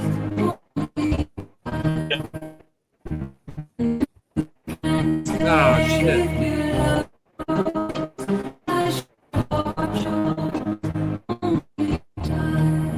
Maybe if we're at less than a minute on it, if I just pause it, because I think you're allowed to do shit like this. I think so, and that's like you can play a whole song if you're doing like a commentary on it. We're doing commentary. Yes, they're saying the audio is fucked. Okay. Oh, it's probably because I'm on. I have to do a hotspot. Yeah. All right. Well, hey, look, I played a little Enya. Sorry, my fucking dude, it's crazy. The internet was fucked up the other day, and I had to get somebody out here to repair it, and it was all fixed and fine. And then earlier during this stream, the power just blipped, and everything had to reboot. And then the fucking router again is just showing a red light and not the green light. So it fucking like I don't know, surged the internet again. Something happened where it blew out the internet again. So I got to call the guy again to fix this. What the fuck? Dude, nothing's going on. Dude, I can't catch a fucking break. You're too far out in the sticks, man.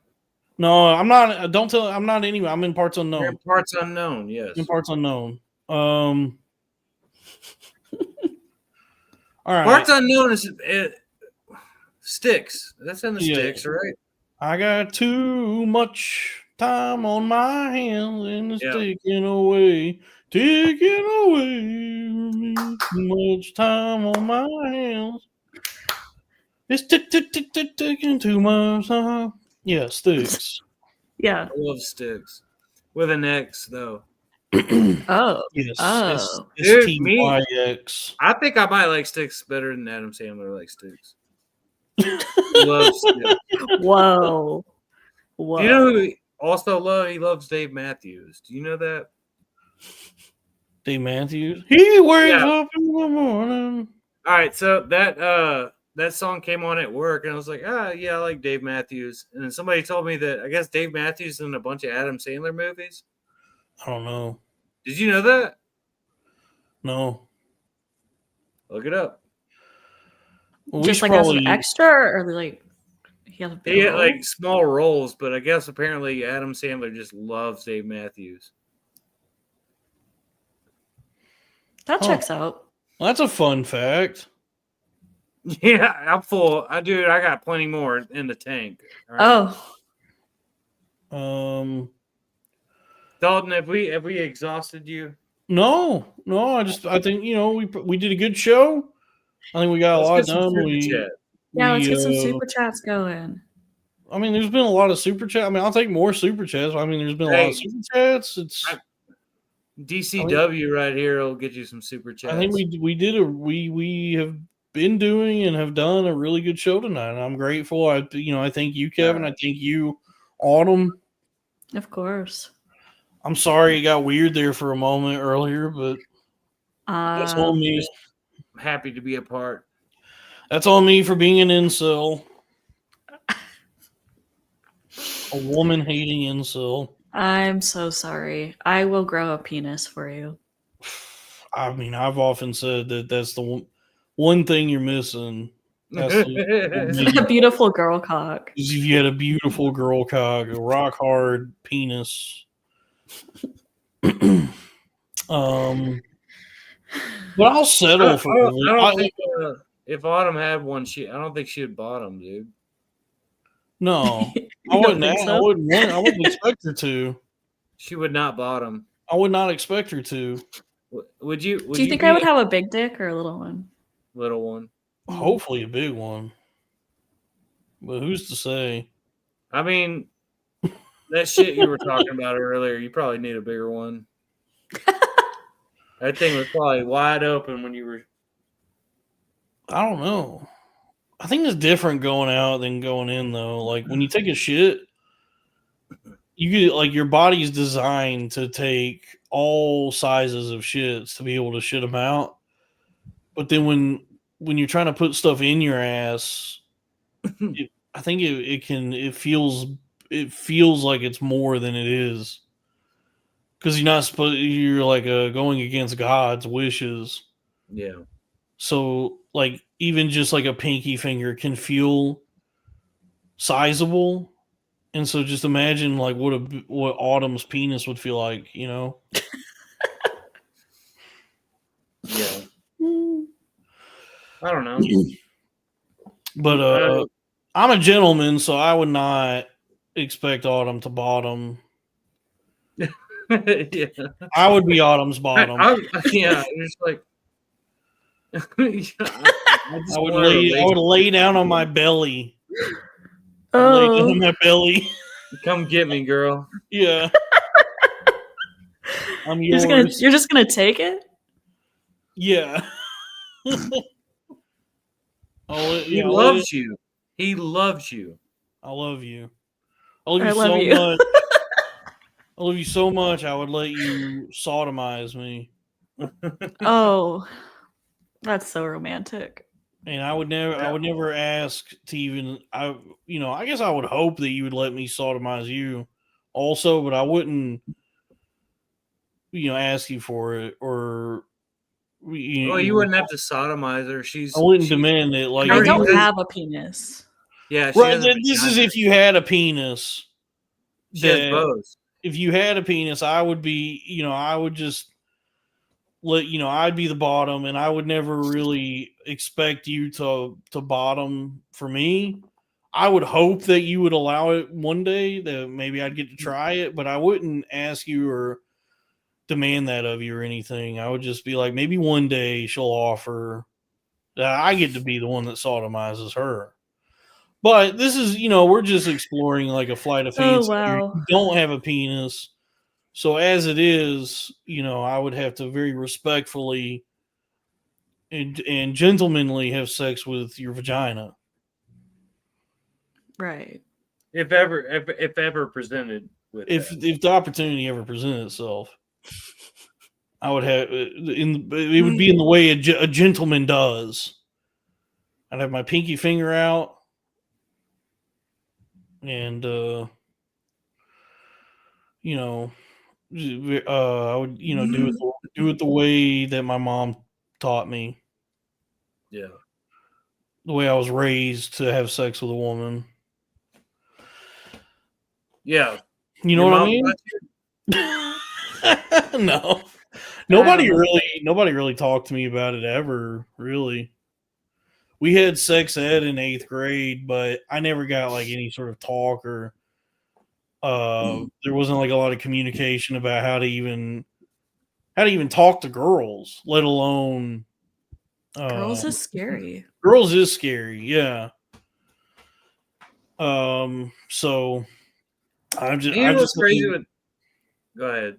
No, I've just had to like stumble my way through it my entire life. I've always I never really had any guidance on that or understanding of how to talk to girls, seduce them, or have sex with them. And it's in the times that I found myself intimate with a woman, I'm just like, it's like a similar experience like popping the hood of a car, where I'm just like, I don't know what I'm looking at, I don't know what I'm doing. I'm just like rooting around, hoping I hit something, like find what I'm looking for. You know what I mean? Yeah. Sure. It's just a lot of rooting around for me. I caught my parents having sex when I was like 6. Nice. Whatever. Wow. So, but for whatever reason, like I kind of already knew what it was. I don't know how, but I already knew what it was, So, Well, I mean, like, maybe I didn't walk in and like think they were just wrestling, right. Well, it's ancestral, It's I feel like all of us are imbued with some sort of at least hereditary understanding of sex. Like I feel like part of it's partially intuitive because it took generations upon generations of sex for us to be here. Yeah. So there might be some sort of like in our coded in our DNA or something is like we just naturally primally is that a word? Prime, it's like a primal thing. It's like a primal understanding of sex. Sure. Yeah, I have no. I feel like you already kind of know what it is, and you understand the broad strokes of it already. Yes, genetic memory. That's something like that. Yeah. It's like even a dog that's been neutered knows to like try to hump things. Yeah, I always found that weird, but Yeah, like it's like even like you see it in animals that animals instinctually understand sex, and I feel like we probably do as well. And that might be like we might get in our own way with sex a lot of times. Like we might overthink it when it's probably the most natural thing there is, Yeah. And so you should watch your parents have sex when you're a child. Yeah. So watch. You're acting like I was like peeking up under the door. You can learn the ropes. Yeah, no. I don't know. Your dad's like, son, let me show you the ropes, and then he busts all over your mom. Gross. All right. Well, that's folks. I think we're gonna wind it down now. We're wrapping it up. Kevin, thank you again. Autumn, I love you. Thank you for having me on. Hey, Autumn, you have an open invite. Thank you. I've told you this. Anytime you want to come on, you could ask me. I'll reach out to you. We could keep working. I love you so much, deeply. Tell him you love him. I love you too. All right. I appreciate you guys. And that's folks. Like I said, tomorrow, Wednesday, November 5th, me and Pandatron are going to be over on the Patreon. Patreon.com. Send me the link. I will. Patreon.com. Like right now, because I want to watch the last one. I'm trying to say the website. Patreon.com. Patreon.com/cornfed with Dalton Pruitt. Me and Pandatron are going to be there 9 p.m. Eastern tomorrow, Wednesday, November 5th. And then Saturdays, me and Dave every Saturday at 10 p.m. Eastern, and then whatever is going on throughout the week, you guys will be notified, like this episode, So I thank you all. Thanks to all y'all. I appreciate it. Great show, everybody. And we're done. I'm ending it now.